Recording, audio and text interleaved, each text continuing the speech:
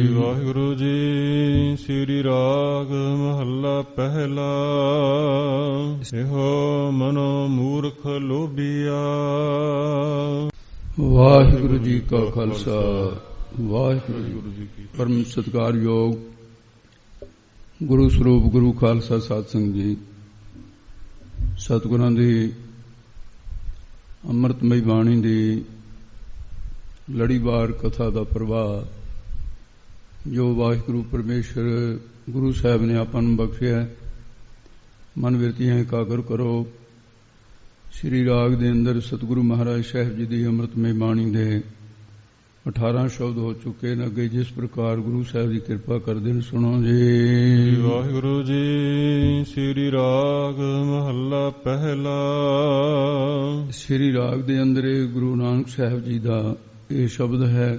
ਸਤਿਗੁਰੂ ਜੀ ਦਰਿਆ ਰਾਵੀ ਦੇ ਕਿਨਾਰੇ ਕਰਤਾਰਪੁਰ ਸਾਹਿਬ ਬਹੁਤ ਸਾਰੀ ਬਾਣੀ ਉਚਾਰਨ ਹੋਈ ਹੈ, ਉਹਦੇ ਵਿੱਚ ਇਹ ਸ਼ਬਦ ਵੀ ਸ਼ਾਮਲ ਹੈ। ਜੀ ਦਾਨ ਬਖਸ਼ ਰਹੇ ਸੀ, ਇਹ ਪਵਿੱਤਰ ਸ਼ਬਦ ਕਰਤਾਰਪੁਰ ਸਾਹਿਬ ਉਚਾਰਨ ਕੀਤਾ ਮਹਾਰਾਜ ਨੇ। ਸੋ ਮਨ ਪ੍ਰਤੀ ਮਨ ਨੂੰ ਖਾਸ ਕਰਕੇ ਉਪਦੇਸ਼ ਦਿੰਦੇ ਹਨ। ਇਹੋ ਮਨੋ ਮੂਰਖ ਲੋਭੀਆ। ਤੇ ਮਹਾਰਾਜ ਸਾਹਿਬ ਜੀ ਕਹਿੰਦੇ ਗੁਰਸਿੱਖੋ ਆਪਣੇ ਮਨ ਦੇ ਉੱਤੇ ਖਿਆਲ ਰੱਖੋ। ਇਹ ਮਨ ਜਿਹੜਾ ਨਾ ਬੜਾ ਲਾਲਚੀ ਹੈ ਤੇ ਇਹ ਮੂਰਖਾਂ ਦਾ ਵੀ ਮੂਰਖ ਹੈ ਔਰ ਲੋਭੀਆਂ ਦਾ ਵੀ ਲੋਭੀ ਹੈ, ਕਿਉਂਕਿ ਪਦਾਰਥਾਂ ਦੇ ਵਿੱਚ ਹਮੇਸ਼ਾ ਵਾਸਤੇ ਹੀ ਲੋਭੇ ਲੱਗਾ ਲੁਭਾਨ। ਪਦਾਰਥਾਂ ਵਿੱਚ ਲੁਭਾਇਮਾਨ ਹੋ ਕੇ ਲੋਭੇ ਪਦਾਰਥਾਂ ਦੇ ਲੋਭ ਵਿੱਚ ਲੱਗਿਆ ਹਰ ਸਮੇਂ ਲੁਭਾਇਮਾਨ ਹੋਇਆ ਰਹਿੰਦਾ ਹੈ। ਦੂਜਿਆਂ ਨੂੰ ਵੀ ਪਦਾਰਥਾਂ ਦੇ ਲੋਭ ਦੇ ਵਿੱਚ ਲੁਭਾਇਮਾਨ ਕਰਦਾ ਹੈ ਪ੍ਰੇਰਨਾ ਕਰਕੇ। ਇਹ ਮਨ ਦਾ ਐਸਾ ਸੁਭਾਅ ਬਣਿਆ ਹੋਇਆ ਹੈ। ਸ਼ਬਦ ਨਾ ਭੀਜੈ ਸਾਖਤਾ। ਤੇ ਸਾਖਤ ਕਠੋਰ ਚਿੱਤ ਵਾਲੇ ਨੂੰ ਕਹਿੰਦੇ ਨੇ, ਸ਼ਕਤੀ ਦੇ ਉਪਾਸਕ ਨੂੰ ਕਹਿੰਦੇ ਨੇ। ਜਿੰਨੀ ਦੇਰ ਤੱਕ ਮਨ ਜਿਹੜਾ ਉਹ ਸ਼ਬਦ ਗੁਰੂ ਦੇ ਉਪਦੇਸ਼ ਦੇ ਵਿੱਚ ਜਾਂ ਪ੍ਰੇਮ ਦੇ ਰਸ ਵਿੱਚ ਭਿੱਜਦਾ ਨਹੀਂ ਹੈ, ਜਿਵੇਂ ਕੱਪੜੇ ਨੂੰ ਪਾਣੀ 'ਚ ਨਾ ਭਿਓਈਏ ਸਾਬਣ ਕੰਮ ਨਹੀਂ ਕਰਦਾ, ਇਹ ਭਿੱਜਦਾ ਨਹੀਂ ਹੈ। ਕਹਿੰਦਾ ਫਲਾਨਿਆਂ ਤੂੰ ਮੇਰੇ ਵਿੱਚ ਭਿੱਜਦਾ ਨਹੀਂ। ਪ੍ਰੇਮ ਤੋਂ ਹੀ ਭਾਵ ਹੁੰਦਾ ਹੈ, ਸ਼ਬਦ ਦੀ ਕਮਾਈ ਨਹੀਂ ਕਰਦਾ ਹੈ। ਤੇ ਜਿੰਨੀ ਦੇਰ ਤੱਕ ਕਮਾਈ ਨਹੀਂ ਕਰਦਾ ਉਨੀ ਦੇਰ ਤੱਕ ਦੁਰਮਤ ਆਵਨ ਜਾਨ। ਦੁਰ ਖੋਟੇ ਨੂੰ ਕਹਿੰਦੇ ਮਤ, ਜਿਹੜੀ ਖੋਟੀ ਮਤ ਹੈ। ਖੋਟੀ ਮਤ ਕਰਕੇ ਆਵਨ ਜਾਨ ਆਵਾਗਮਨ ਬਣਿਆ ਰਹਿੰਦਾ। ਖੋਟੀ ਮਤ ਕਰਕੇ ਹੀ ਜੀਵ ਦਾ ਜੰਮਣ ਤੇ ਮਰਨਾ ਮਿਟਦਾ ਨਹੀਂ, 84 ਦੇ ਗੇੜ ਦੇ ਹੀ ਪਿਆ ਰਹਿੰਦਾ ਹੈ। ਸਾਧੂ ਸਤਿਗੁਰ ਜੀ ਮਿਲੇ। ਜੇਕਰ ਅਧਿਕਾਰੀ ਨੂੰ ਸਾਧੂ ਸ੍ਰੇਸ਼ਟ ਸਤਿਗੁਰੂ ਜੀ ਮਿਲ ਜਾਣ, ਸ੍ਰੇਸ਼ਟ ਗੁਣਾ ਵਾਲੇ ਨੂੰ ਭਾਈ ਸਤਿਗੁਰੂ, ਤੇ ਜੇ ਸਤਿਗੁਰੂ ਜੀ ਮਿਲ ਜਾਣ ਤਾਂ ਪਾਈਐ ਗੁਣੀ ਨਿਧਾਨ। ਨਿਧਾਨ ਨਾਮ ਖਜ਼ਾਨੇ ਦਾ ਹੁੰਦਾ। ਗੁਣਾ ਦੇ ਖਜ਼ਾਨੇ ਅਕਾਲ ਪੁਰਖ ਵਾਹਿਗੁਰੂ ਨੂੰ ਪਾ ਲਈਦਾ। ਉਹ ਗੁਣਾ ਦਾ ਖਜ਼ਾਨਾ ਹੈ, ਜਿਵੇਂ ਜੀਵ ਔਗਣਾ ਦਾ ਖਜ਼ਾਨਾ ਹੈ ਤੇ ਵਾਹਿਗੁਰੂ ਗੁਣਾ ਦਾ ਖਜ਼ਾਨਾ ਹੈ। ਮੰਦਰੇ ਹਉਮੈ ਛੋੜ ਗੁਮਾਨ। ਇਹ ਮਨ ਗੁਰਾਂ ਦੀ ਸਿੱਖਿਆ ਦੁਆਰਾ ਹਉਮੈ ਹੰਗਤਾ ਦਾ ਨਾਮ ਹੈ। ਗੁਮਾਨ ਹੰਕਾਰ ਨੂੰ ਛੱਡ ਦੇ। ਇਹ ਜਿਹੜੀ ਹੰਗਤਾ ਹੈ ਬਹੁਤਾ ਦੁੱਖ ਦੇਣ ਵਾਲੀ ਹੈ। ਇਸ ਕਰਕੇ ਤੂੰ ਹੰਗਤਾ ਨੂੰ ਵੀ ਛੱਡ ਤੇ ਤਨ ਦੀ ਹੰਗਤਾ ਨੂੰ ਵੀ ਛੱਡ ਦੇ, ਤੇ ਜਿਹੜਾ ਪਦਾਰਥਾਂ ਦਾ ਹੰਕਾਰ ਕਰਦਾ ਇਹਨੂੰ ਵੀ ਛੱਡ ਦੇ। ਹਉਮੈ ਹੰਗਤਾ ਫੁਰਦੀ ਹੈ, ਮੈਂ ਦੇਹ ਹਾਂ, ਮੇਰੇ ਵਰਗਾ ਕੋਈ ਨਹੀਂ। ਇਹਦਾ ਜਿਹੜਾ ਗੁਮਾਨ ਕਰਦਾ ਹੈ ਤੇ ਇਹਨੂੰ ਛੱਡ ਦੇ। ਮਾਣ ਕਰਦਾ, ਕਹਿੰਦਾ ਫਲਾਣੇ ਬੜਾ ਤੂੰ ਗੁਮਾਨ ਕਰਦਾ ਹੈ, ਬੜਾ ਗੁਮਾਨੀ ਹੈ। ਕਰੇ ਗੁਮਾਨ ਚੁਭੇ ਤਿਨ ਸੂਲਾ। ਤੇ ਇਸ ਤਰ੍ਹਾਂ ਦੱਸਦੇ ਹਨ। ਹਰਿ ਗੁਰ ਸਰਵਰ ਸੇਵਤੂ। ਇਹ ਭਾਈ ਜੋ ਹਰੀ ਪਰਮੇਸ਼ਰ ਵਾਹਿਗੁਰੂ ਅਕਾਲ ਪੁਰਖ ਉਹਦਾ ਸਰੂਪ ਗੁਰ ਕੀਏ ਸਤਿਗੁਰੂ ਮਹਾਰਾਜ ਨੇ, ਉਹ ਸਰਵਰ ਕੀਏ ਮਾਨ ਸਰੋਵਰ ਦੀ ਨਿਆਈ ਨੇ। ਤੇ ਤੂੰ ਉਹਨਾਂ ਦੀ ਸੇਵਾ, ਜਿਹੜੇ ਸੇਵ ਨਾਮ ਸੇਵਾ ਨਾ ਕਰ, ਉਹਨਾਂ ਦੀ ਸੰਗਤ ਕਰ। ਉਹਨਾਂ ਦੇ ਕੋਲ ਉਪਦੇਸ਼ ਰੂਪੀ ਜਲ ਹੈ ਤੇ ਉਹ ਜਿਹੜਾ ਜਲ ਹੈ ਹੀਰੇ ਮੋਤੀਆਂ ਤੇ ਲਾਲ ਵਰਗੇ। ਤੇ ਅੱਗੇ ਜਿਸ ਪ੍ਰਕਾਰ ਮਹਾਰਾਜ ਸਾਹਿਬ ਜੀ ਕਹਿੰਦੇ ਤੈਨੂੰ ਹੀਰੇ ਮੋਤੀਆਂ ਦੀ ਤਰ੍ਹਾਂ, ਜਿਵੇਂ ਸਰਬਣ ਮੰਨਨ ਅਧਿਆਸਨ ਮਤ ਵਿੱਚ ਰਤਨ ਜਵਾਹਰ ਮਾਨਕ ਆਰ, ਉਹਨਾਂ ਦਾ ਸੇਵਨ ਕਰ। ਜਿਵੇਂ ਸਮੁੰਦਰਾਂ ਦੇ ਵਿੱਚ ਬੜੇ ਬੜੇ ਕੀਮਤੀ ਰਤਨ ਹੁੰਦੇ ਨੇ, ਸਤਿਗੁਰੂ ਦੇ ਸਰੂਪ ਦੇ ਵਿੱਚ ਸਰਵਣ ਮੰਨਣ ਧਿਆਸਨ ਆਦਿ ਰੂਪੀ ਇਹ ਲਾਲ ਰਤਨ ਉਹਨਾਂ ਦਾ ਸੇਵਨ ਕਰ। ਤੇ ਜਿਸ ਕਰਕੇ ਤੋਂ ਪਾਵਹਿ ਦਰਗਹਿ ਮਾਨ, ਦਰਗਾਹ ਸੱਚਖੰਡ ਦਾ ਨਾਮ ਹੈ, ਮਾਨ ਆਦਰ ਪਾਏਗਾ। ਤੇ ਇਸ ਕਰਕੇ ਸੰਸਾਰ ਦੇ ਅੰਦਰ ਸਤ ਸੰਗਤ ਵੀ ਦਰਗਾਹ ਹੈ, ਸਤ ਸੰਗਤ ਦੇ ਵਿੱਚ ਵੀ ਗੁਰਸਿੱਖ ਤੇਰਾ ਮਾਣ ਕਰਨਗੇ।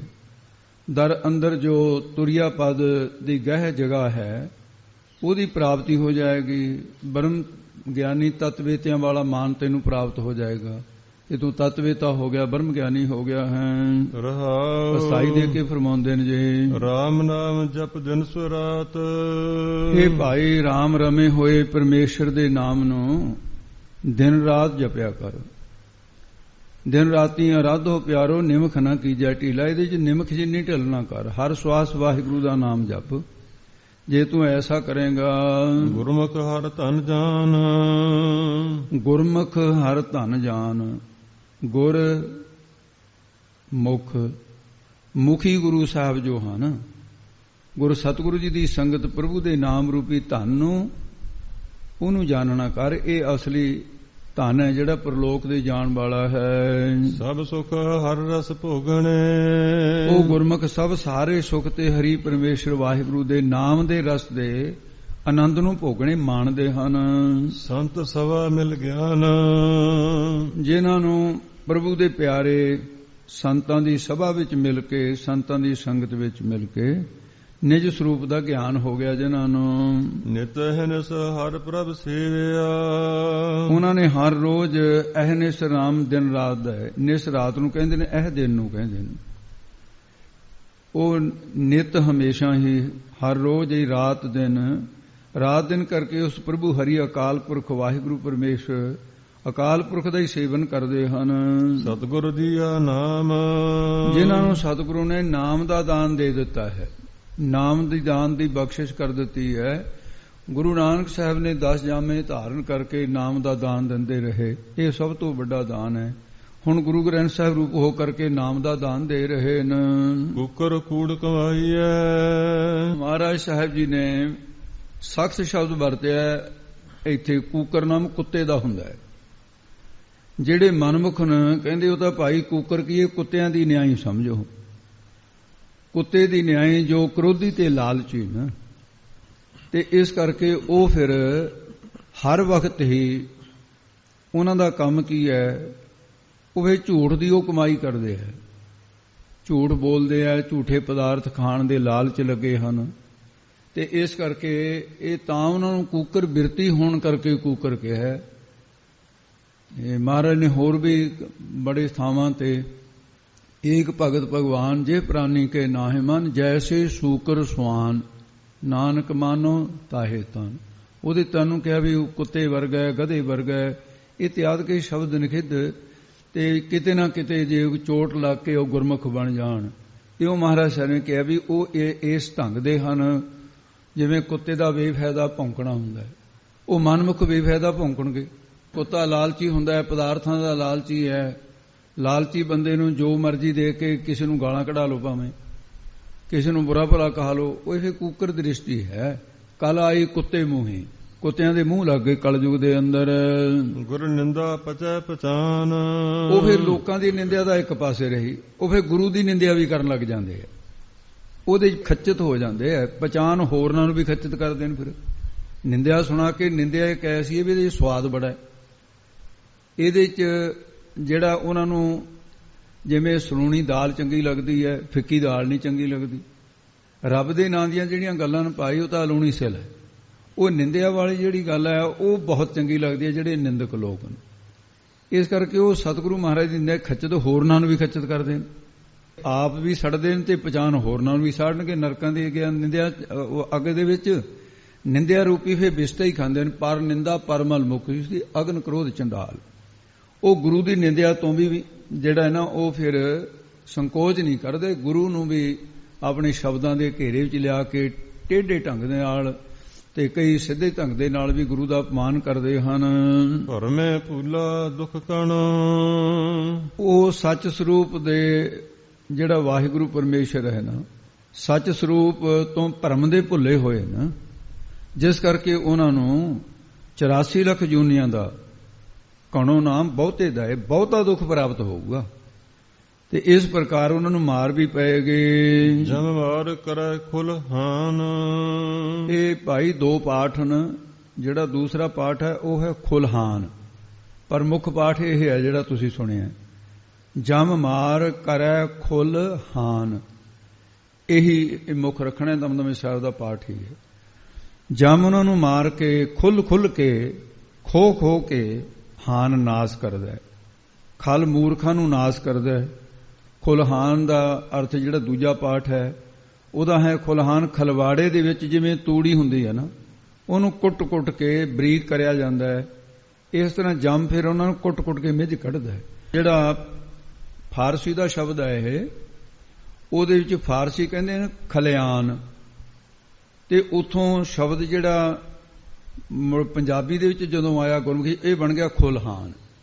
ਤੇ ਇਸ ਕਰਕੇ ਨਾ ਇਹਦਾ ਅਰਥ ਤੂੜੀ ਹੈ। ਜਿਹੜਾ ਦੂਸਰਾ ਅਰਥ ਹੈ ਖੁੱਲ ਕੇ ਹਾਨ ਕਰਦਾ ਮੁੱਖ ਪਾਠ ਇਹ ਹੈ। ਅੱਗੇ ਦੱਸਦੇ ਨੇ, ਮਨਮੁਖ ਸੁਖ ਨਾ ਪਾਈਐ। ਐਸੇ ਮਨਮੁਖਾਂ ਨੂੰ ਕਿਤੇ ਸੁਖ ਨਾ ਆਤਮਿਕ ਸੁਖ ਹੈ, ਨਾ ਪਰਲੋਕ ਸੁਖ ਹੈ, ਨਾ ਇਹ ਲੋਕ ਤੜਫਦੇ ਰਹਿੰਦੇ। ਜੇ ਭੱਠ ਤੇ ਦਾਣਾ ਭੁੱਜਦਾ ਨਾ, ਐਂ ਦੁਖੀ ਹੋ ਰਹੇ ਜੇ ਸੱਪ ਆਪਣੀ ਜ਼ਹਿਰ ਦੇ ਵਿੱਚ ਹੀ ਦੁਖੀ ਹੋਇਆ ਰਹਿੰਦਾ। ਤੇ ਜਿਹੜੇ ਗੁਰਮੁਖ ਹਨ, ਗੁਰਮੁਖ ਸੁਖ ਸੁਭਾਨ। ਜਿਹੜੇ ਗੁਰਮੁਖ ਉਹਨਾਂ ਨੂੰ ਸੁਭਾਨ ਸੋਤੇ ਸਿੱਧ ਹੀ, ਜਾਂ ਸੋ ਭਾਨ ਸੋ ਸ੍ਰੇਸ਼ਟ ਗਿਆਨ, ਜਿਹੜਾ ਪ੍ਰਕਾਸ਼ ਦਾ ਗਿਆਨ ਦਾ ਪ੍ਰਕਾਸ਼ ਹੈ, ਜਾਂ ਫਿਰ ਆਤਮਿਕ ਸੁਖ ਭਰੀ ਪ੍ਰਕਾਰ ਉਹਨਾਂ ਨੂੰ ਪ੍ਰਾਪਤ ਹੁੰਦਾ ਹੈ। ਇੱਥੇ ਤੰਦ ਪਟਾਈਐ। ਜਿਹੜੇ ਮਨਮੁਖ ਲੋਕ ਨੇ, ਇੱਥੇ ਇਹ ਲੋਕ ਦੇ, ਇੱਥੇ ਦਾ ਮਤਲਬ ਜਿੱਥੇ ਆਪਾਂ ਰਹਿ ਰਹੇ ਹਾਂ ਪਰਲੋਕ ਦੇ ਵਿੱਚ, ਤੇ ਜਿੱਥੇ ਕੋਈ ਬੈਠਾ ਕਹਿੰਦਾ ਵੀ ਹਾਂ ਇੱਥੇ ਆ ਜਾ ਮੇਰੇ ਕੋਲ, ਉਹ ਇੱਥੇ ਦਾ ਮਤਲਬ ਹੁੰਦਾ ਹੈ ਇਹ ਲੋਕ ਦੇ ਵਿੱਚ।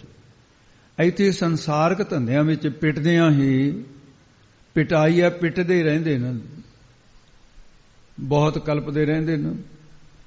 ਤੇ ਅੱਗੇ ਫਿਰ ਪ੍ਰਭੂ ਦੀ, ਪਰਮੇਸ਼ਰ ਵਾਹਿਗੁਰੂ ਦੀ ਦਰਗਾਹ ਵਿੱਚ ਸੱਚ ਲਿਖਤ ਪ੍ਰਵਾਨ। ਉੱਥੇ ਸੱਚ ਦੀ ਲਿਖਤ ਪ੍ਰਵਾਨ ਨਹੀਂ ਹੋਊਗੀ। ਉੱਥੇ ਧੰਦਿਆਂ ਨੂੰ ਜਿਹੜਾ ਪਿੱਟਦਾ ਰਿਹਾ ਇਹ ਤਾਂ ਨਹੀਂ ਲੇਖੇ 'ਚ ਪੈਣਾ, ਉਹਦੇ ਲਿਖੇ ਲੇਖ ਹੀ ਪ੍ਰਵਾਨ ਨਹੀਂ ਹੋਣਗੇ। ਜੋ ਬੁਰਾ ਭਲਾ ਲੇਖ ਪੈ ਗਏ, ਬੁਰਾ ਭਲਾ ਜੋ ਲੇਖ ਪਏ, ਉਹ ਮਿਟ ਨਹੀਂ ਸਕੇਗਾ। ਜਿਨ੍ਹਾਂ ਨੇ ਸੱਚੇ ਨਾਮ ਨੂੰ ਗੁਰੂ ਦੇ ਉਪਦੇਸ਼ ਦੁਆਰਾ ਹਿਰਦੇ ਵਿੱਚ ਲਿਖ ਲਿਆ, ਉਹ ਸੱਚੇ ਪ੍ਰਮਾਣਿਕ ਹੋ ਗਏ। ਹਰ ਸੱਜਣ ਗੁਰ ਸੇਵਦਾ। ਤੇ ਹਰੀ ਪ੍ਰਭੂ ਪਰਮੇਸ਼ਰ ਦਾ ਨਾਮ ਹੈ। ਇੱਕ ਸੱਜਣ ਮਿੱਤਰ ਹੈ, ਇੱਕੋ ਹੀ ਸੱਜਣ ਹੈ ਉਹ ਵਾਹਿਗੁਰੂ। ਸਤਿਗੁਰੂ ਨਾਲ ਮਿਲ ਕਰਕੇ ਉਹ ਪਰਮੇਸ਼ਰ ਰੂਪ ਸੱਜਣ ਦੇ, ਤੇ ਐਸੇ ਘਰ ਨੂੰ ਸੇਵੀਦਾ ਹੈ। ਹਰ ਗੁਰ ਸੇਵ ਦਾ ਭਾਵ ਹਰ ਸੱਜਣ ਪਰਮੇਸ਼ਰ ਦਾ ਜਸ ਸਰਵਣ ਕਰੀਦਾ ਹੈ। ਗੁਰ ਕਰਨੀ ਪ੍ਰਧਾਨ। ਗੁਰੂ ਸਾਹਿਬ ਜੀ ਦੀ ਜੋ ਭਗਤੀ ਰੂਪ ਕਰਨੀ ਹੈ, ਇਹੀ ਪ੍ਰਧਾਨ ਕੀ ਮੁਖੀ ਹੈ। ਬਾਕੀ ਜਿੰਨੇ ਮਰਜ਼ੀ ਕੰਮ ਕਰੀ ਜਾਓ ਪ੍ਰਮਾਣ ਨਹੀਂ ਹੈ ਦਰਗਾਹ ਦੇ ਵਿੱਚ।